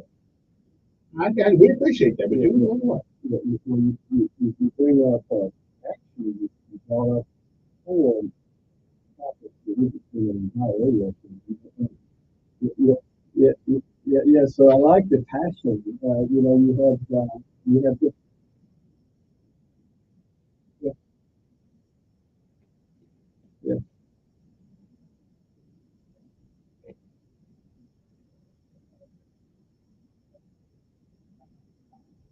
that'd be good.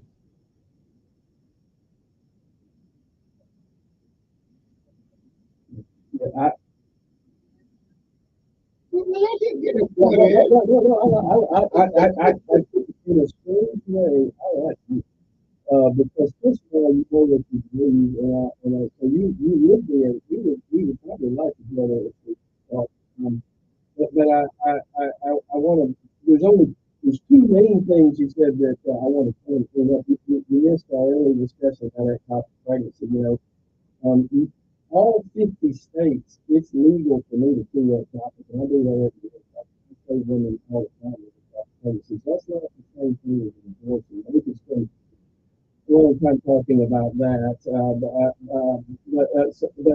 When people present that as argument for abortion, they're not even the same thing. And legally, in all 50 states, even in Alabama, where I'm at work, it is legal for me and right for me to say that I can make that. That's because it's and I'm the mom, because the next topic pregnancy is not going to, the mother of the unborn human. Well, we can call her a woman. I'm glad at least we call her a woman. Yeah, don't do it. At least with respect.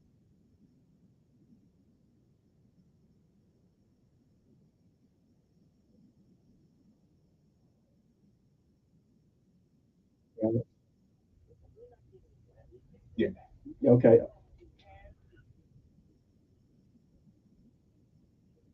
Yeah. Yeah. If you got one of those, you're probably not a woman. Yeah. You're not right. Listen, I got to take one more talk, and I appreciate the whole while. I'll take one more talk. Good morning in there. That's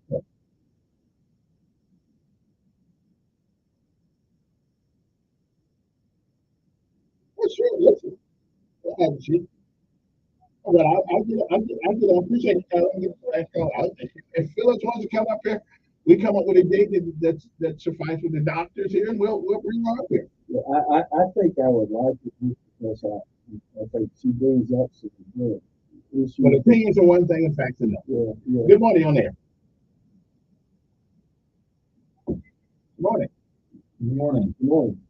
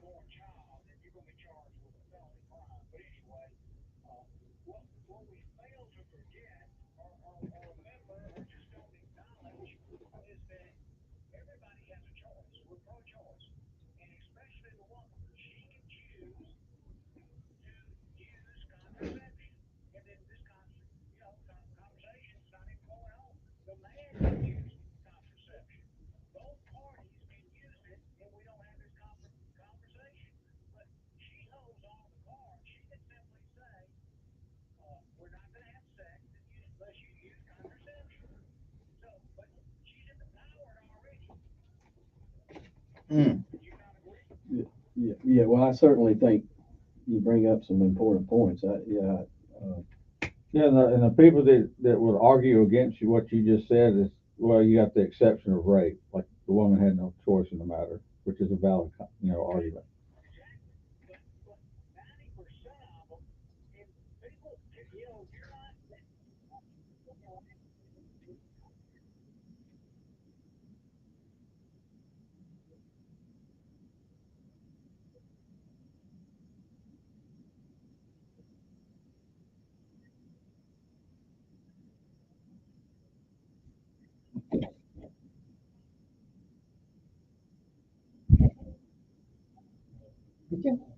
We have got to take our last. I appreciate the call. We got to take our last break, and we'll be back.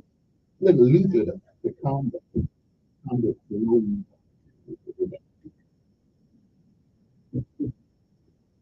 like her. I really, see, she hit all five categories Yes. on the things that go on. She did. They really want. He fell into every hole. I mean, that would be the best person. I would love to make her, but and Ed, he was a great. Well, y'all would probably wrap her up real quick because people think that their opinion means something. And I know exactly what I'm saying. It either is or it isn't. You know, things are good. They got it. He could be he brings up the next comment, and she did that. One of the development of the family, the patient, she hit, she literally in about 2 minutes summed up about every argument in that. Yeah, and so it would be we could pick it apart and put every argument. I can pick it apart. I mean, first of all, if it ends, it begins. So life is a process. And when you interrupt the process, you're going to stop lying. Whether it's in a cellular mode, or whatever they call it, baby mode, whatever, it's still part of the baby. Well, I mean, what said, most of the legitimate pro-choice arguments, they're conceived as a human being. Right. Now the argument is, they lose this argument to the sister that we were a person. Yeah. You did think we should pick up the best of those. Those are the ones that get really good at it. They're human people. Because how do you argue with in that cold family? I mean, that's not a marriage.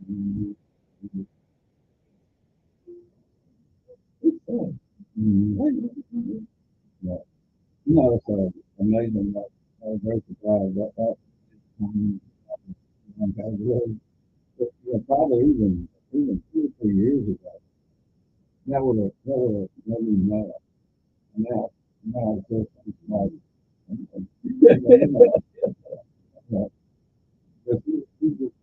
was a classic. My mind seems to be classic. Sometimes you just don't know.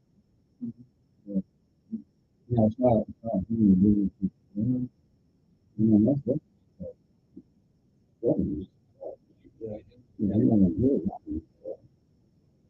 she made up for it in passion. So she was passionate. She didn't mad while we were going. We left it. It'd be one of those things that I don't know if you could ever admit to. Yeah, you get a call. You get the chance back. So I said to the radio, you know, what you know, I said, yeah. Just like the right. So we're going to call the conversation. Yeah. The debate's got nothing to do with feelings. Yeah. He's got to see his direction. The next thing, debate. There is fascinating. Going back to, you know, things you get out.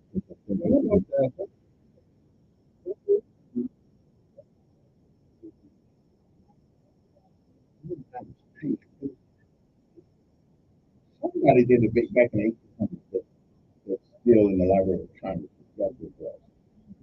Yeah, that's pretty good. Well, thank you for helping me make my morning. Well, thank you. That was fun. We'll do it again if you want to. And if you need us for something like that, If you want to come up, y'all got some time, we'll do it.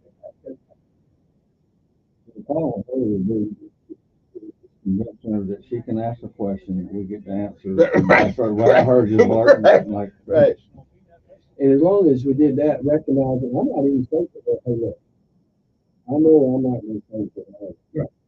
And you're not going to thank for her, but we might be able to change the way people in the radio. So let's you your spiel, I'll do mine. Let them decide. I'll be gracious to you. You're gracious to me. I'm not going to do that. I like it. Even though it's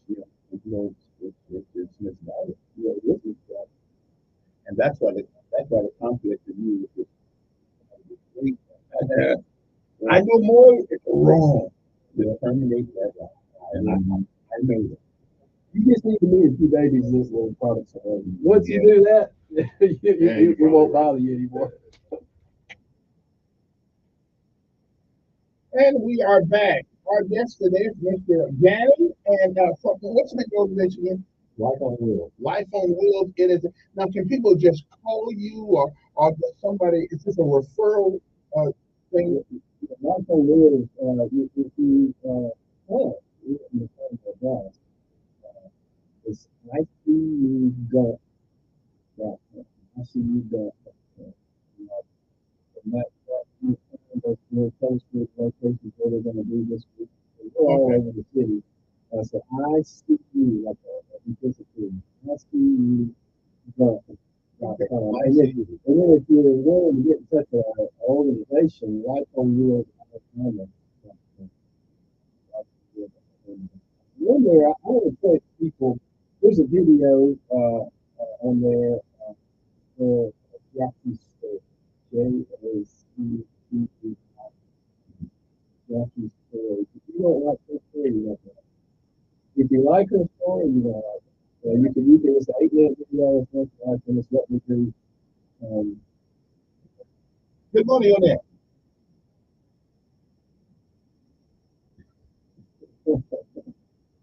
That's a scientific phenomenon there. Good morning on there.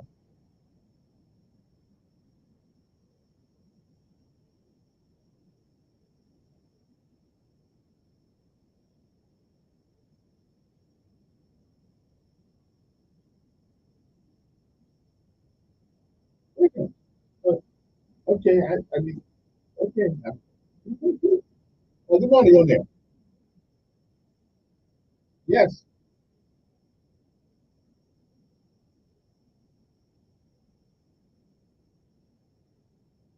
I am a Republican, but only because they left me a long time ago. When they left me on the 14th and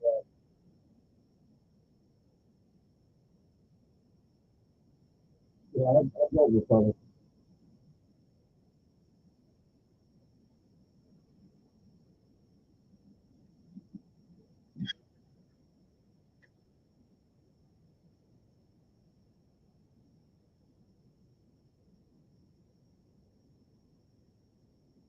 Now you're the only one that brought up. You're the only one that put politics in this. I know, but you're the only person that brought in politics. It's a human issue, not a political issue. Can I ask you a question?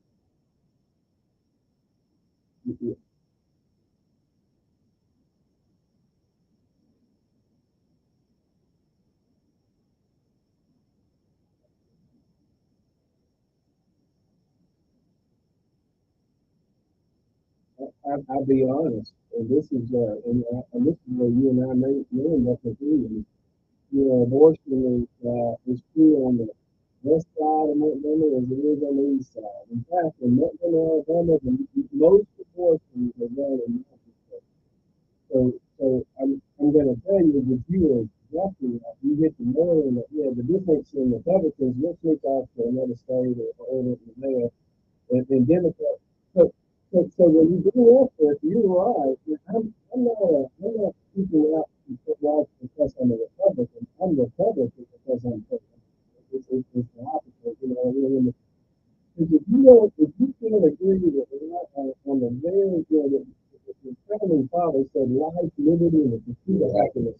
So if we don't have the right to life, you don't have any nothing. Right. You have nothing else. It all crumbles. And so from a political standpoint, I would vote Democrat if it was the right person and they were pro-life. But there's other things. Capitalism.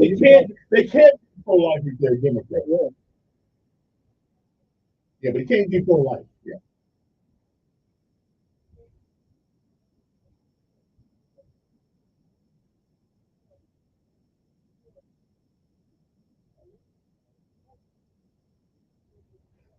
So you believe in it. So he is pro Yeah. abortion.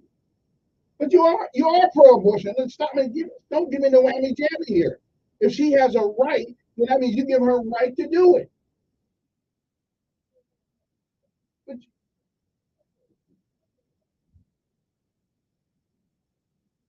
okay, so you're pro-choice.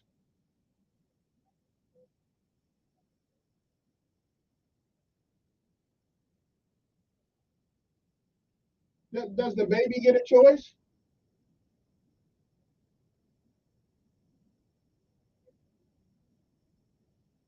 America's made up. Wait, America's made up of 287. I know. That's great. It ain't got nothing to do with color. White folks are over. They're way outweigh the population of black folks in America. Okay, so it's going to be mostly white now. Let me. Okay,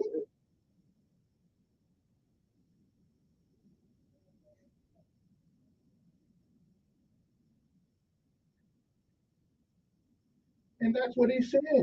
Yeah, yeah. My, All right. Okay. It's a pro-choice. All right. Appreciate it. All right, I got to run. I hear you. I hear you. I'm gonna give y'all. Well, let's take one more call, then I'm giving the last word. Good morning, on there.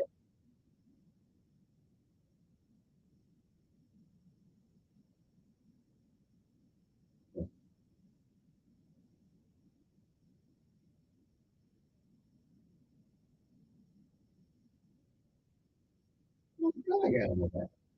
I'm a biological skin company.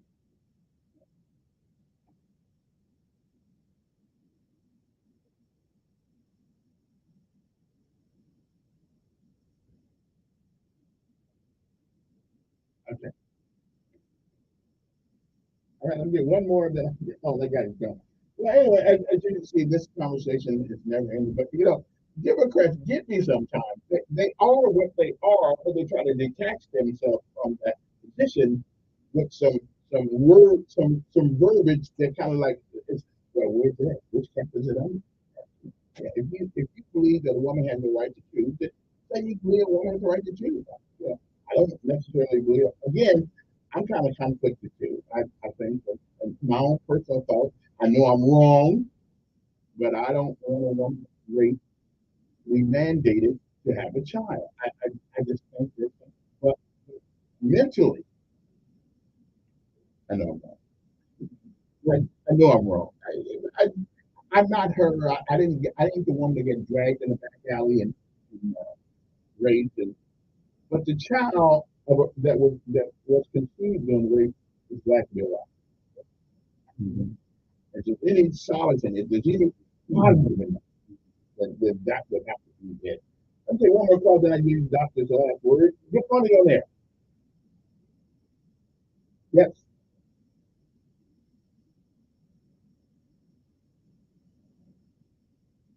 Mm-hmm.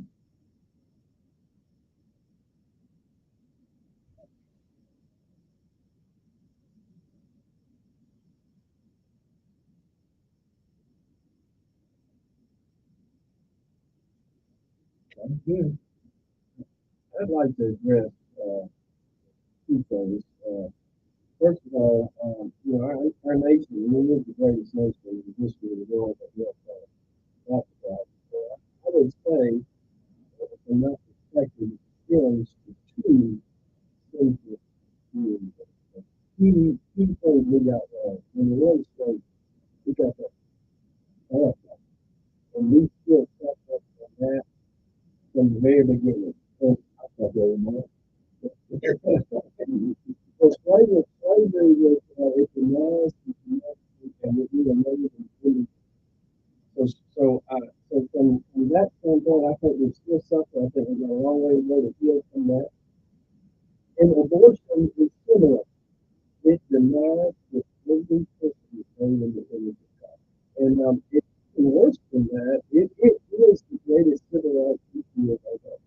Now, people don't want to talk about it, but there is not an abortion clinic in a white people anywhere in the country. Every abortion clinic in the country is in a black. Not a white. So that's number one. Really? Yes, and you can Google it. Find me an abortion clinic one. I'm very interested because the very beginning, especially Planned Parenthood, Margaret Sanger was a racist. Who said we were a bunch of weeds? Yeah, she's a racist, and she wanted to exterminate what she called the race. So she created Planned Parenthood to do that. They gave Western an award. Yes.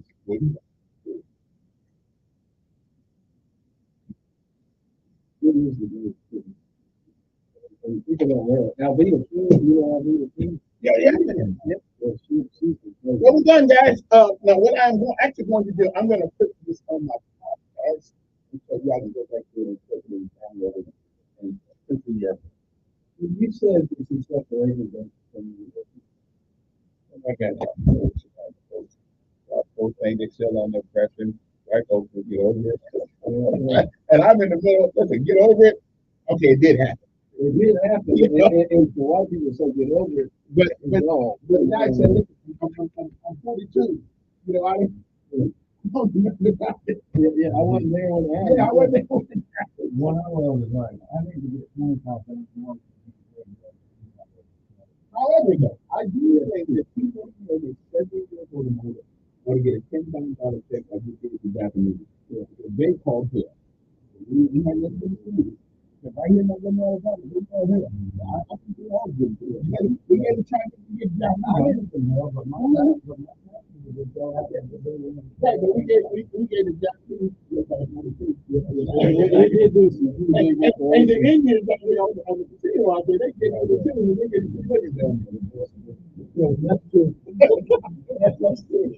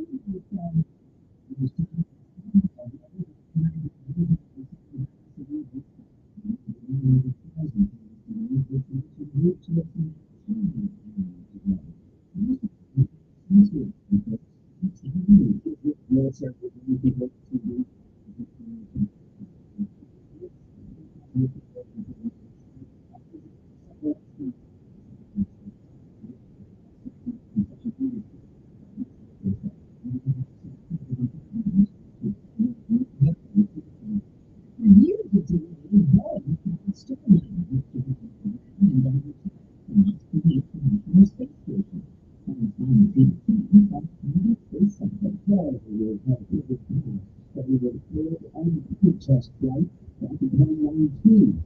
The NASA astronaut is far on with Commander Rich Wilmore says he has full confidence on the amplifier and the magnifier. He also agrees saying this is an all that is not liftoff for 10:34 p.m. Eastern. One of Donald Trump's presidents. Once again, this is for the every that allows what I did.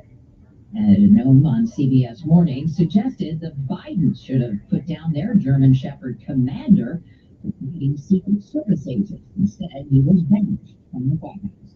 Now up 120 points. This is CBS News. So why are the other parts for all your parts where needs? If a parts service you need back from the professional parts people at Mary Auto Parts.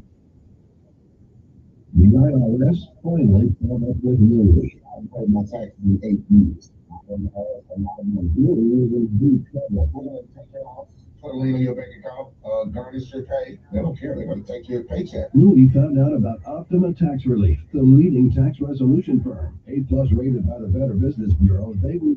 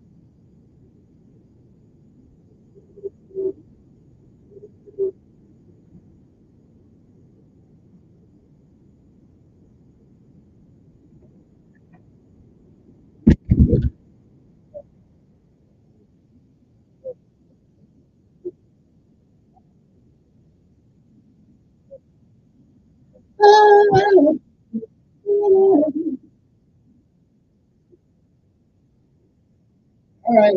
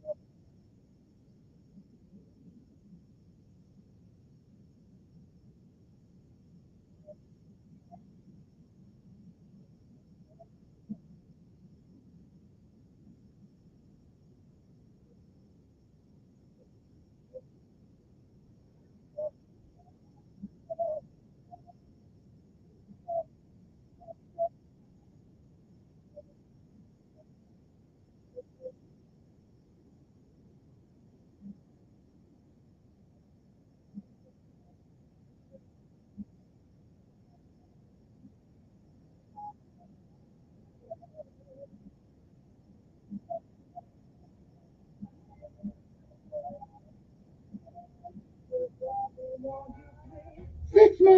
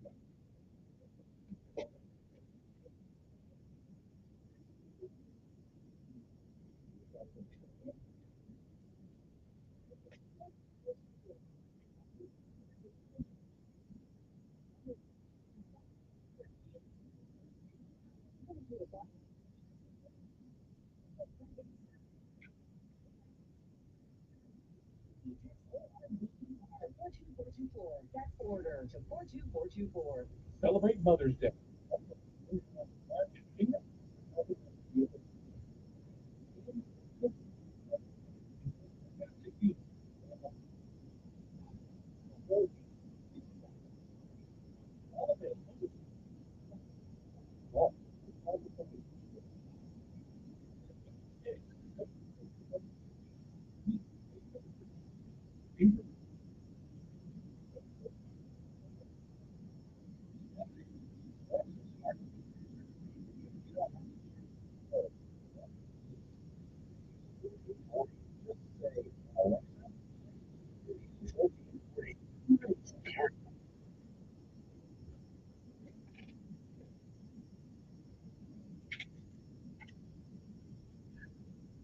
All righty then. Well, we'll put that on the podcast. That's an interesting podcast. Somebody complained that I gave them more time than I normally give. Yes. Well, that's because I wanted to hear. I wanted to hear the argument. I wanted to hear the scientific. And he was an OBGYN. And most of the time, you think the doctors come up here because they're too busy. And when they have one here, oh, great. Good stuff. Good transition. 860-1440 is the number here. We're going to get strong. Got a lot of things. I'm not going to get to everything. I have some of this on tomorrow. Not going to have to. I wrote a lot of things. So I got one about the education trust fund. We're going to get to that. Now, the state of Alabama seems to want to teach the kids now. So next thing you know, they're going to tell them what kind of taking the bed, putting the bed, and all that other stuff. I'm just and that money, that money is coming out of the education trust fund, and then they're going to spend the money, then come back later on and ask us for more money. Last year they had an $8.3 billion one. Now, 2025, I guess. Now they got one that's going to be $9 billion. Okay, we're going to take $10 million. So, the summer EBT program that could feed 500,000 Alabama children. Now, I got to tell you, sometimes it just gets on my nerves. Sometimes it's too much government. So if these kids are not in school, who's going to feed them? We give people food stamps and all kinds of things. Because when I got that bill up, when everybody's bill was going up now because we were told that the school system needs more money. So we said, okay, we're here. We've been dealing with this year, so we all said, okay, let's pay more money. We pay more money now. And some people may have to use their house because that doesn't take the mortgage payment up, but it does take the payment up. Because your taxes and stuff and your insurance is included in your mortgage payment. So when you got a 30-year mortgage, you thought, okay, that's what I got here, and you think that's what you got to pay, but that's not true. So now they're going to take $10 million. Now next year, the $20 million to feed everyone. I mean, come on. These kids have parents. Don't parents supposed to feed their kids? Alabama lawmakers are still, I think they passed education fund budget. A new version, though, includes $10 million allocation for 2025 summer EBT program as to address children dealing with food insecurity. Who don't have food? I just want to know who don't have food. Okay, I don't know.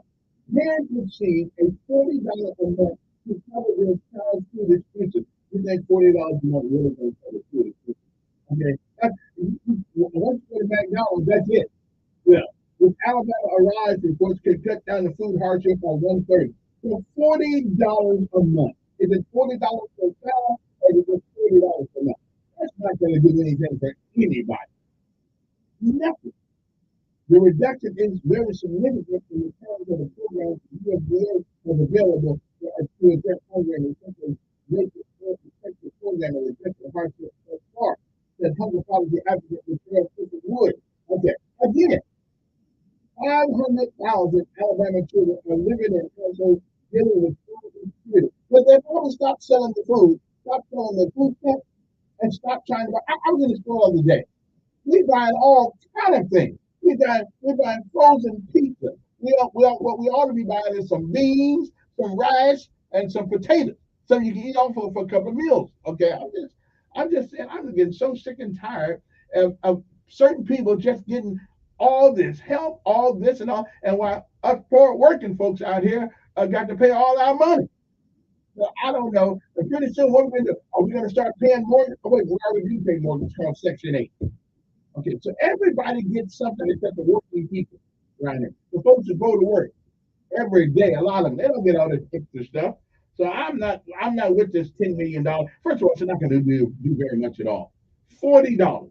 Really? You can go to McDonald's. I go to McDonald's and buy me a couple of quarter pounds of cheese, and guess what? For $40 is over. Go to the store and buy some eggs. They're $3 for 12. So pretty soon they're going to tell us. They're going to tell us how to take care of our kids. I don't know. I mean, I just don't know what else they want to do with them. Okay? Want to take care of kids? Want to tell you what they can wear to school?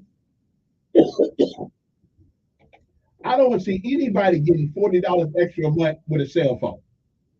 If you can afford a cell phone, which at minimum costs you $20 a month for the service on each phone, at minimum.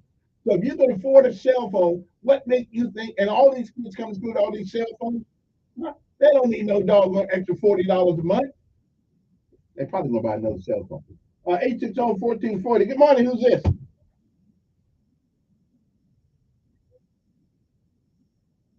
Well, free is we paying for that too. Yeah.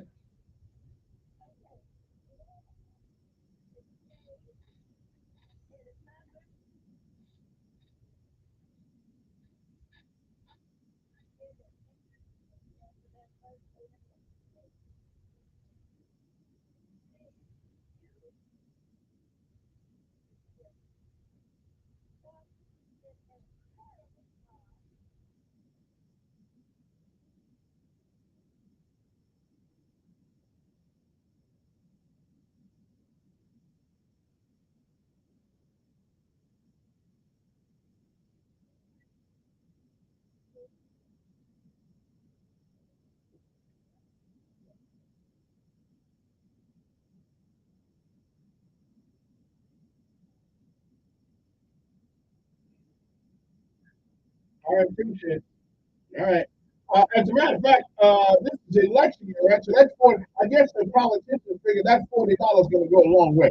$40 for it, yes, it's going to go a long way. It's election year, so they were giving something away. 860-1440. So is this why I'm paying more money on taxes on our home? Okay. I guess I was right last week when I said that the money in the ETF, the Education Trust Fund, did not strictly go to education.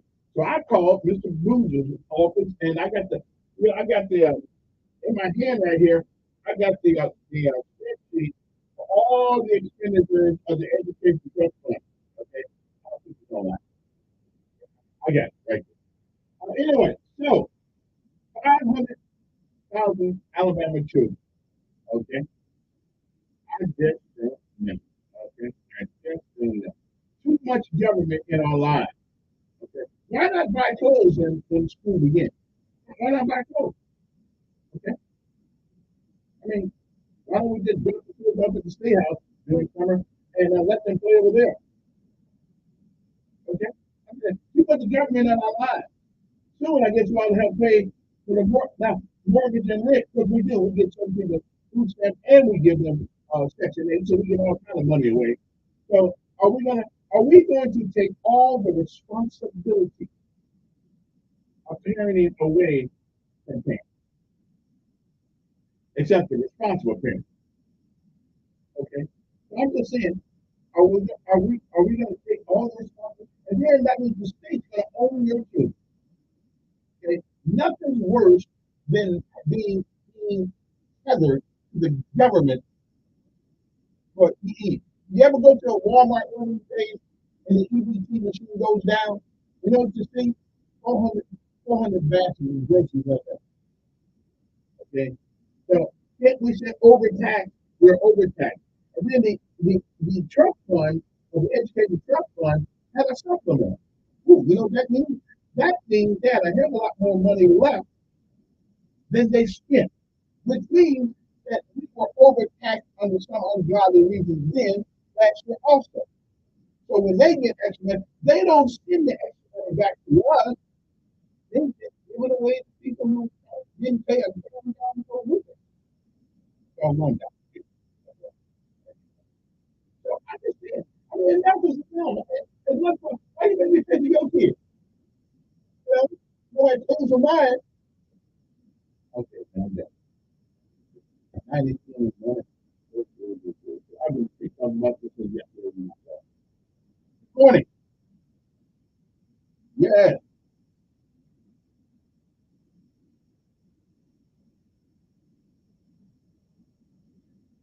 Mhm.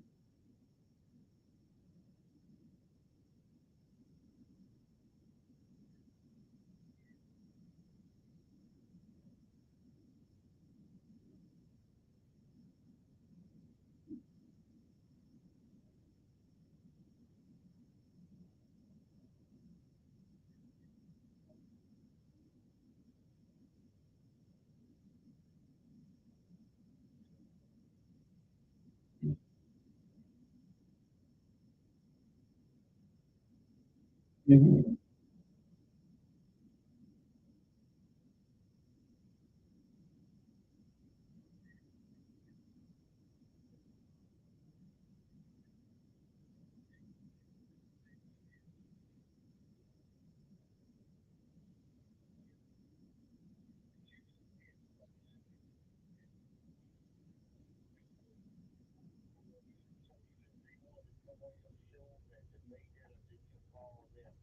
But no, they called me, and I told anybody else who wants to come up, welcome to come up also. Yeah.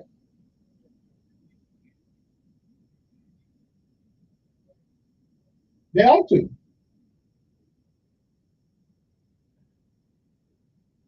My days are full of things, but not call. I know, but I just told you I didn't call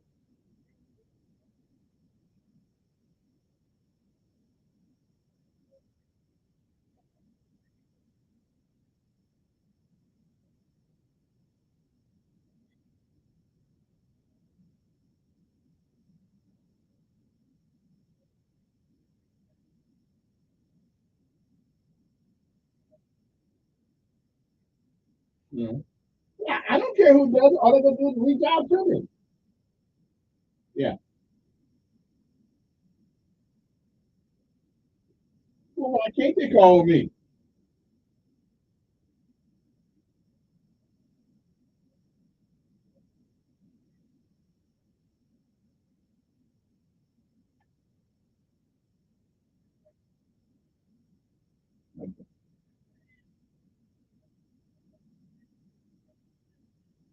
Mhm.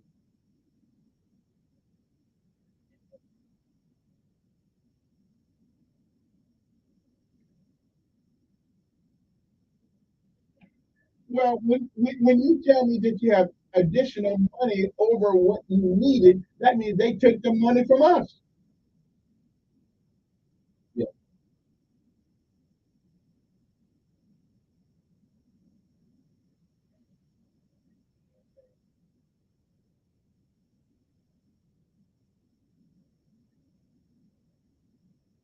Well, they're not the only one taking the money. They're not the only one taking the money. Democrats do it too.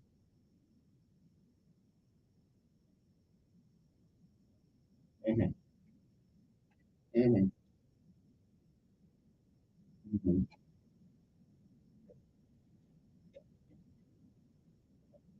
And it doesn't help the education fund at all. Yeah.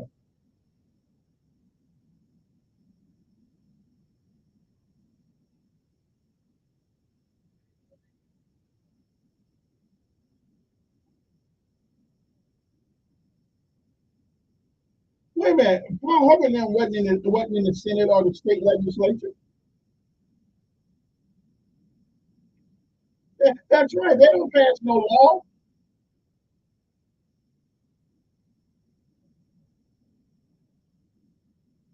Yeah.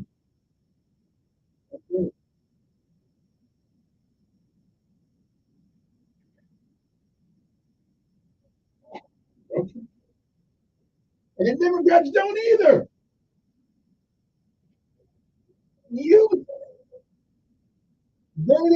did not get money for the education trust fund.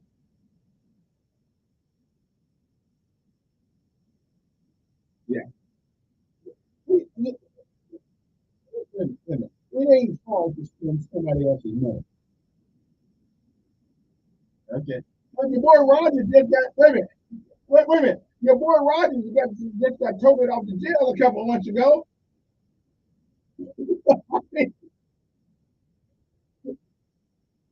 Yeah. All right. I don't have no concern about it. And I gotta run. I don't have no concern. Oh, yeah. Good morning. Yeah, yeah. Now get on with the conversation. Let's get on with the conversation. Let's get on tonight. I don't want to go cynical. Yeah.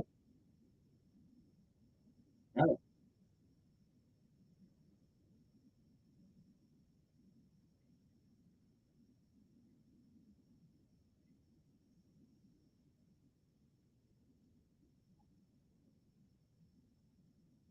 We didn't make them because if you have a child, you ought to take full responsibility for the child.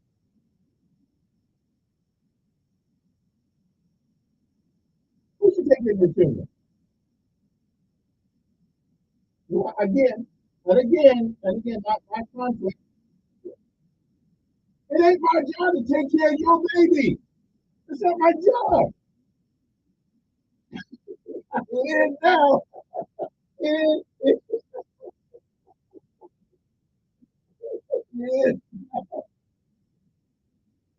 Okay. Okay. Yeah. What's it got to do with color? What got to do with color?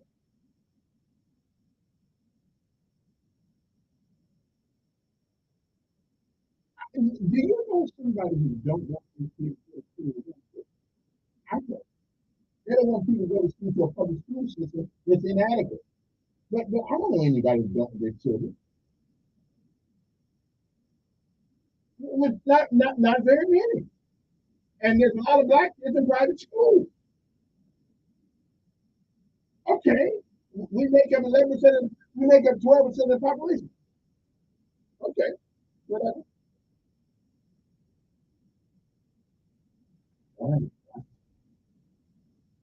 Yeah. They're not my kids.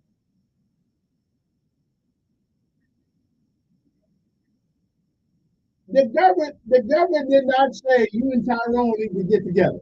Okay, but yeah, I hear. I hear. Okay. I hear. The government never said, okay, Tyrone and Lupita need to get together. It didn't say Bubba and Mary Jane need to get together in that way either. But I don't know why they think in our job we didn't have to take care of them. Come on. Yeah.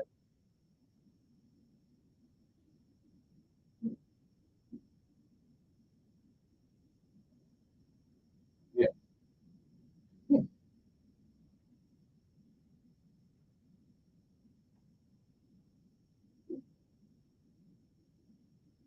Yeah, why you get to the table? Yeah. No, but I ate what Mama put in front of me though.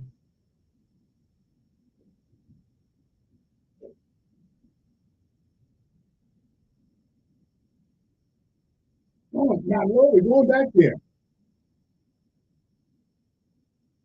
We really going way back there? We really going way back there? But I'm talking about today. I didn't say nothing about color. I'm with you on that one. I'm with you on that one. Yeah, but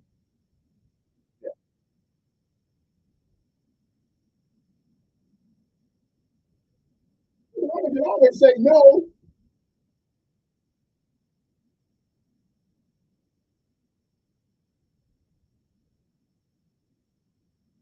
let me ask you, whose responsibility is it that once the child is here? Who's responsible, mine or the parent? No, it isn't. No community ever had kids. No, we got kids in the community. I don't believe in the village concept. Yeah, I don't believe in that. Well, that's a humanitarian need.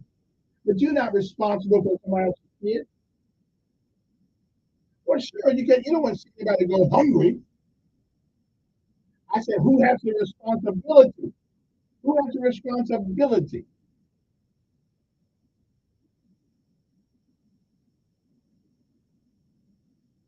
I think was a bad idea. Yeah. Okay. Whose responsibility was men too?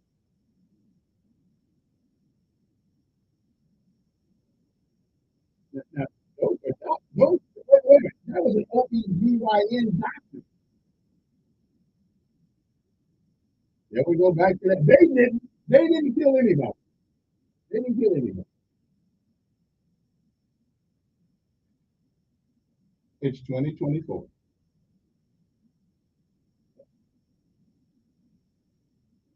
No, nobody owns property.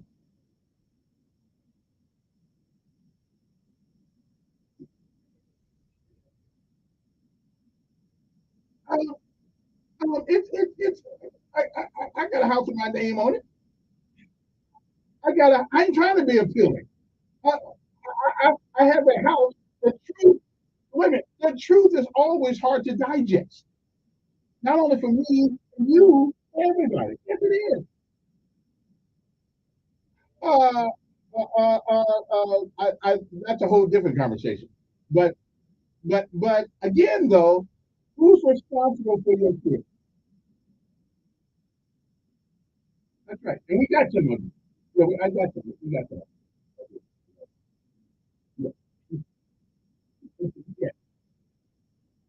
Wait, the food stamps didn't get you to the military. I was feeding myself by then. Yeah. But again, though, that was her issue. Yeah.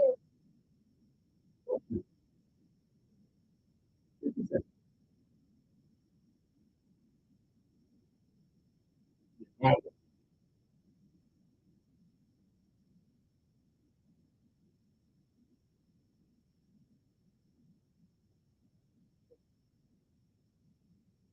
you know, listen, I wish you on God. You shouldn't do that either. We, okay. We did. But we are taking the responsibility of parenting from the parents and we taking the responsibility and putting it on the government.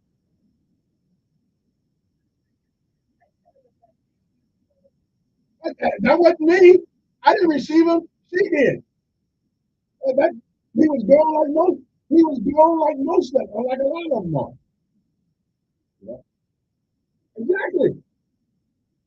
Exactly. But that was her choice, not mine. That was her choice, not mine. Yeah, I couldn't. I was a kid. Wait, I was the kid. Okay, listen, I got, well, it was government cheese. All right, it was government cheese. I got it. Yeah, it was good. It was good cheese. All right, appreciate it. We'll be back.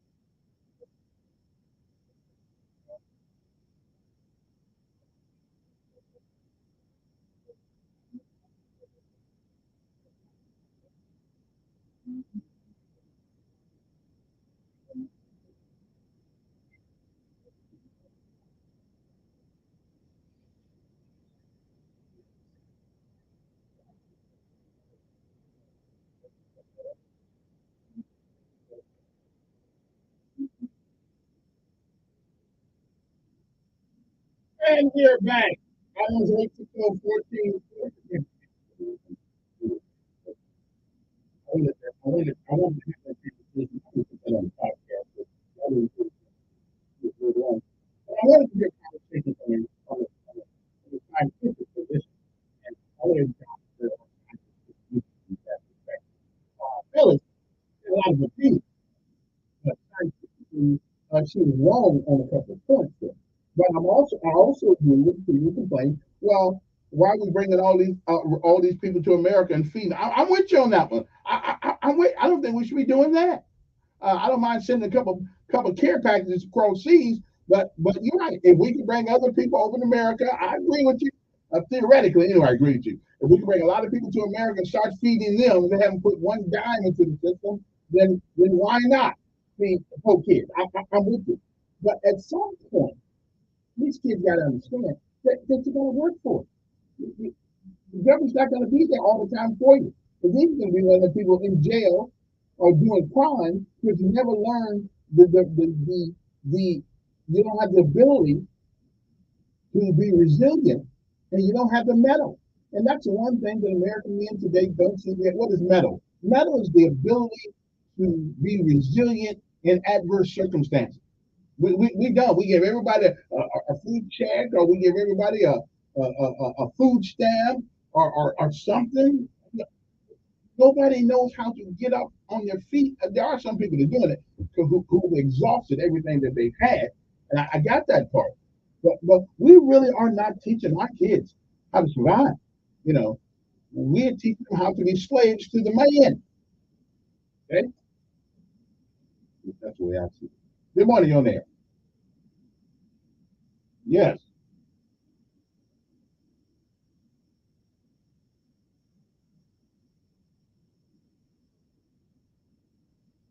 I don't know what they call. I've never seen that word before. Cacacina, whatever they are. I don't know what they are.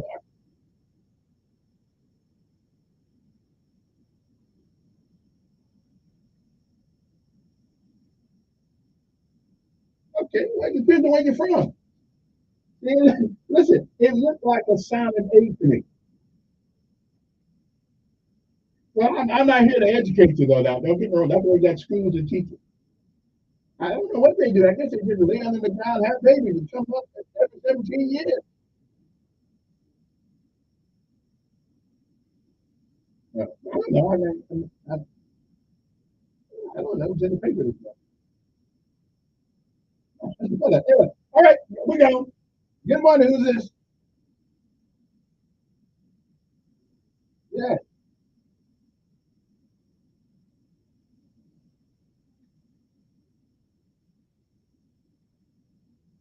yeah.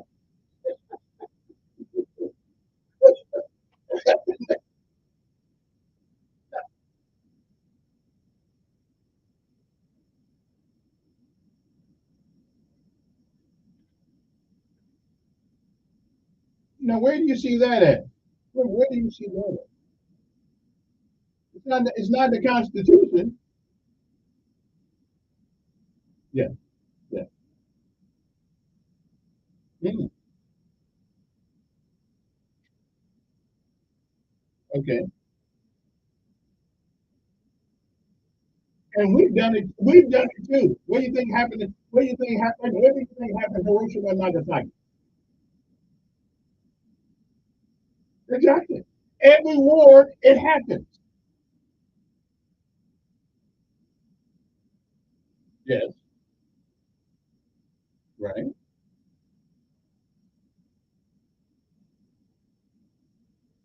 True.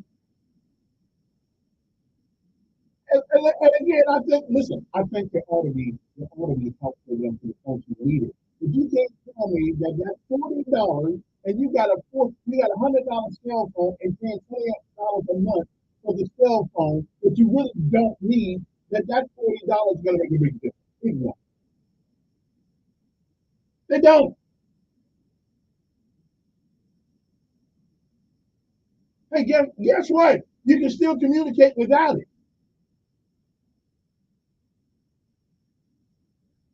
Okay. They don't need a cell phone. No, no, no, no, no. I don't use no. I not me. I use my computer. Okay. I gave 300 computers away when I came to this thing over the years. 300. I don't know how many was. I'm the only guy in town that gave away 300 of them. They're, and they're not getting. And again, but but you had to do something in order to get the computer. I didn't give it to you just because you didn't have one and you felt sad. No, you had to earn it. What? Show up for?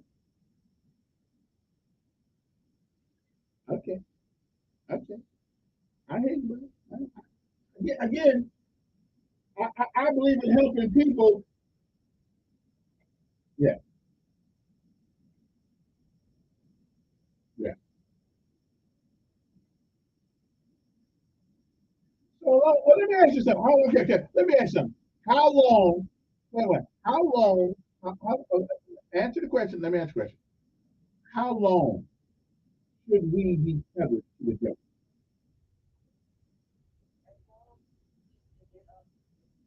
And how long should that take?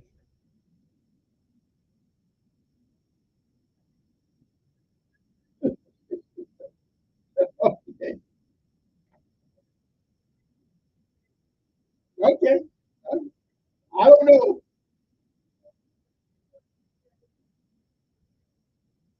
Okay. I hear you. Okay. Okay. I mean, I a little too much information on that, but I appreciate you. I appreciate you. Oh, still love you, though. Don't get me wrong. Good money on there.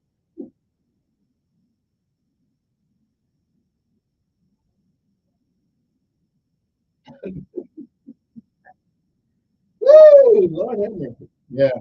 I don't know.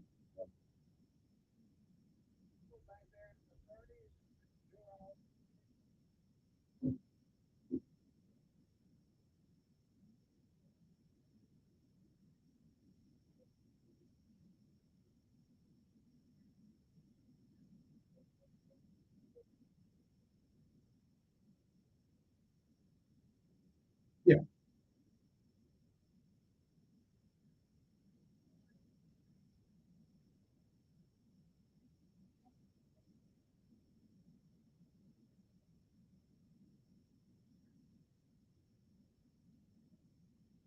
Yeah.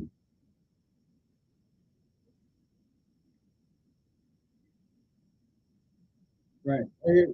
Okay. Hey, I gotta go to a break. I gotta go to the last place.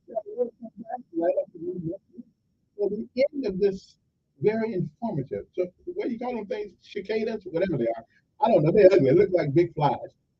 Evidently they under the ground and then they come up. I guess they come up after they get done breeding or whatever the hell they do.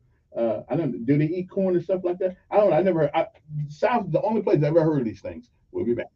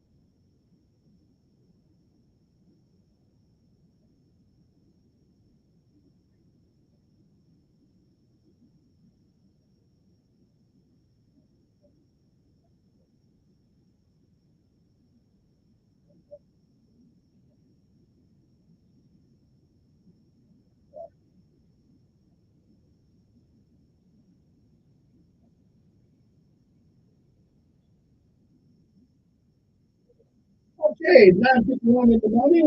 Let's go back to something there.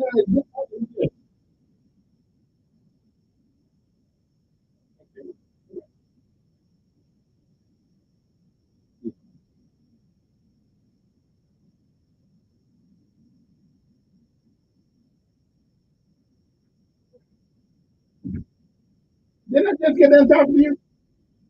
No, didn't I just get done talking? Okay, okay, okay, okay. Good morning.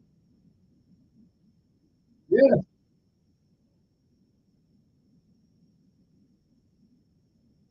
No, I wouldn't hear that.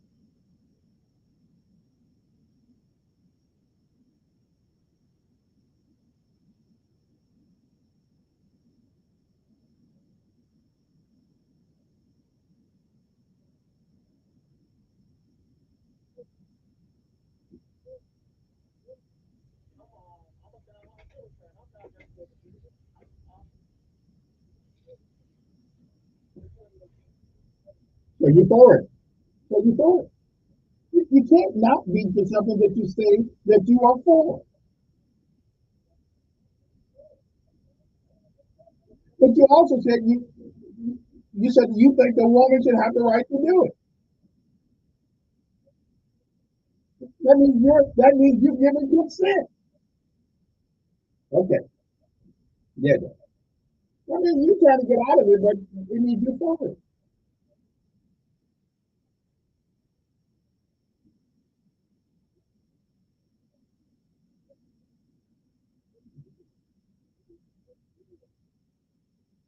Is she part of the whole? Isn't a woman part of the whole? Isn't a woman part of the whole cycle of life? Why should she? Why should you give her a right to do it? Right. Okay. Okay. So I only got a couple minutes left. I don't want to hang up on it, but I only got a couple minutes left, so I'm trying to get some more people in. All right. Good morning. Good morning. Yeah.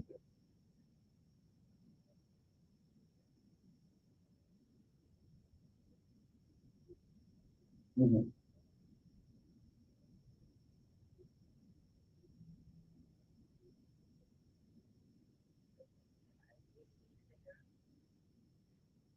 What does the city have to do with? No, no, I'm asking a question. How is it? Since when does the city give teachers raises or MP? Wait a minute, they hell, they just got a raise. Okay,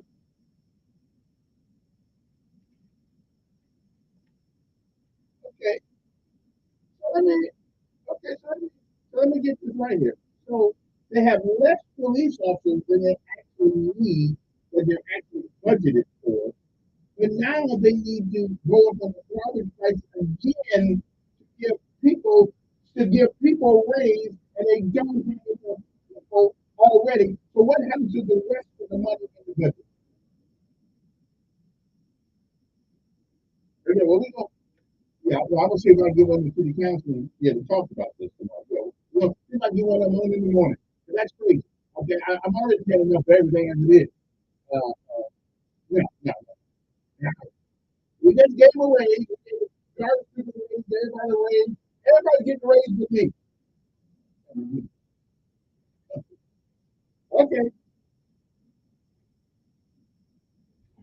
Well, I'm gonna call Pruitt so many times today. He's going to have to answer the telephone or Calhoun. Somebody coming down here to explain this to me. All right. Hey, appreciate it. Okay, appreciate it. Yeah, no.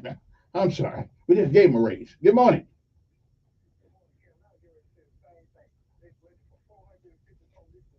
And they got right. Where's that money? Absolutely. Yeah. Yeah. Okay, let's get the mayor break it. But we're not gonna sign on to another raise. I mean, everything is going up. Eggs going up, gas going up, rent going up, mortgage going up, taxes going up, peanut butter going up. I went to the store that they get my grandkids some peanut butter. Hell, it went up. Okay, eggs is $3 a gallon. Well, $3 a gallon, $3 whatever that thing is. Milk going up. Okay. Now, as a matter of fact, I do believe we putting less garbage on the street than we have in a long time. Hell, we can't afford to buy nothing. So I don't know. No. We don't. No, we don't need to do that. The mayor of the airways suggests. I'm sorry. The police department don't have all the people that they get money for, so they need to take some. They need to reshuffle their budget and or redistribute that money. And if they want to give somebody a raise, let them give them a raise out of the money they already got. Okay? Yeah, let them get the money they already got. Yeah, no, I'm sorry. No. Now, maybe we're wrong. So maybe we'll just talk about it. I'm gonna look at that agenda. Okay, but one of them city council better come down here tomorrow and explain to me why in the world we need to raise something else when they don't have the people to fit the budget that they have. Good morning.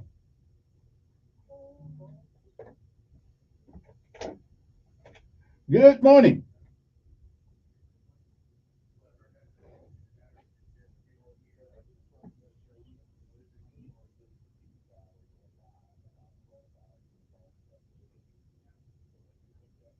We killing folks every day in America with guns.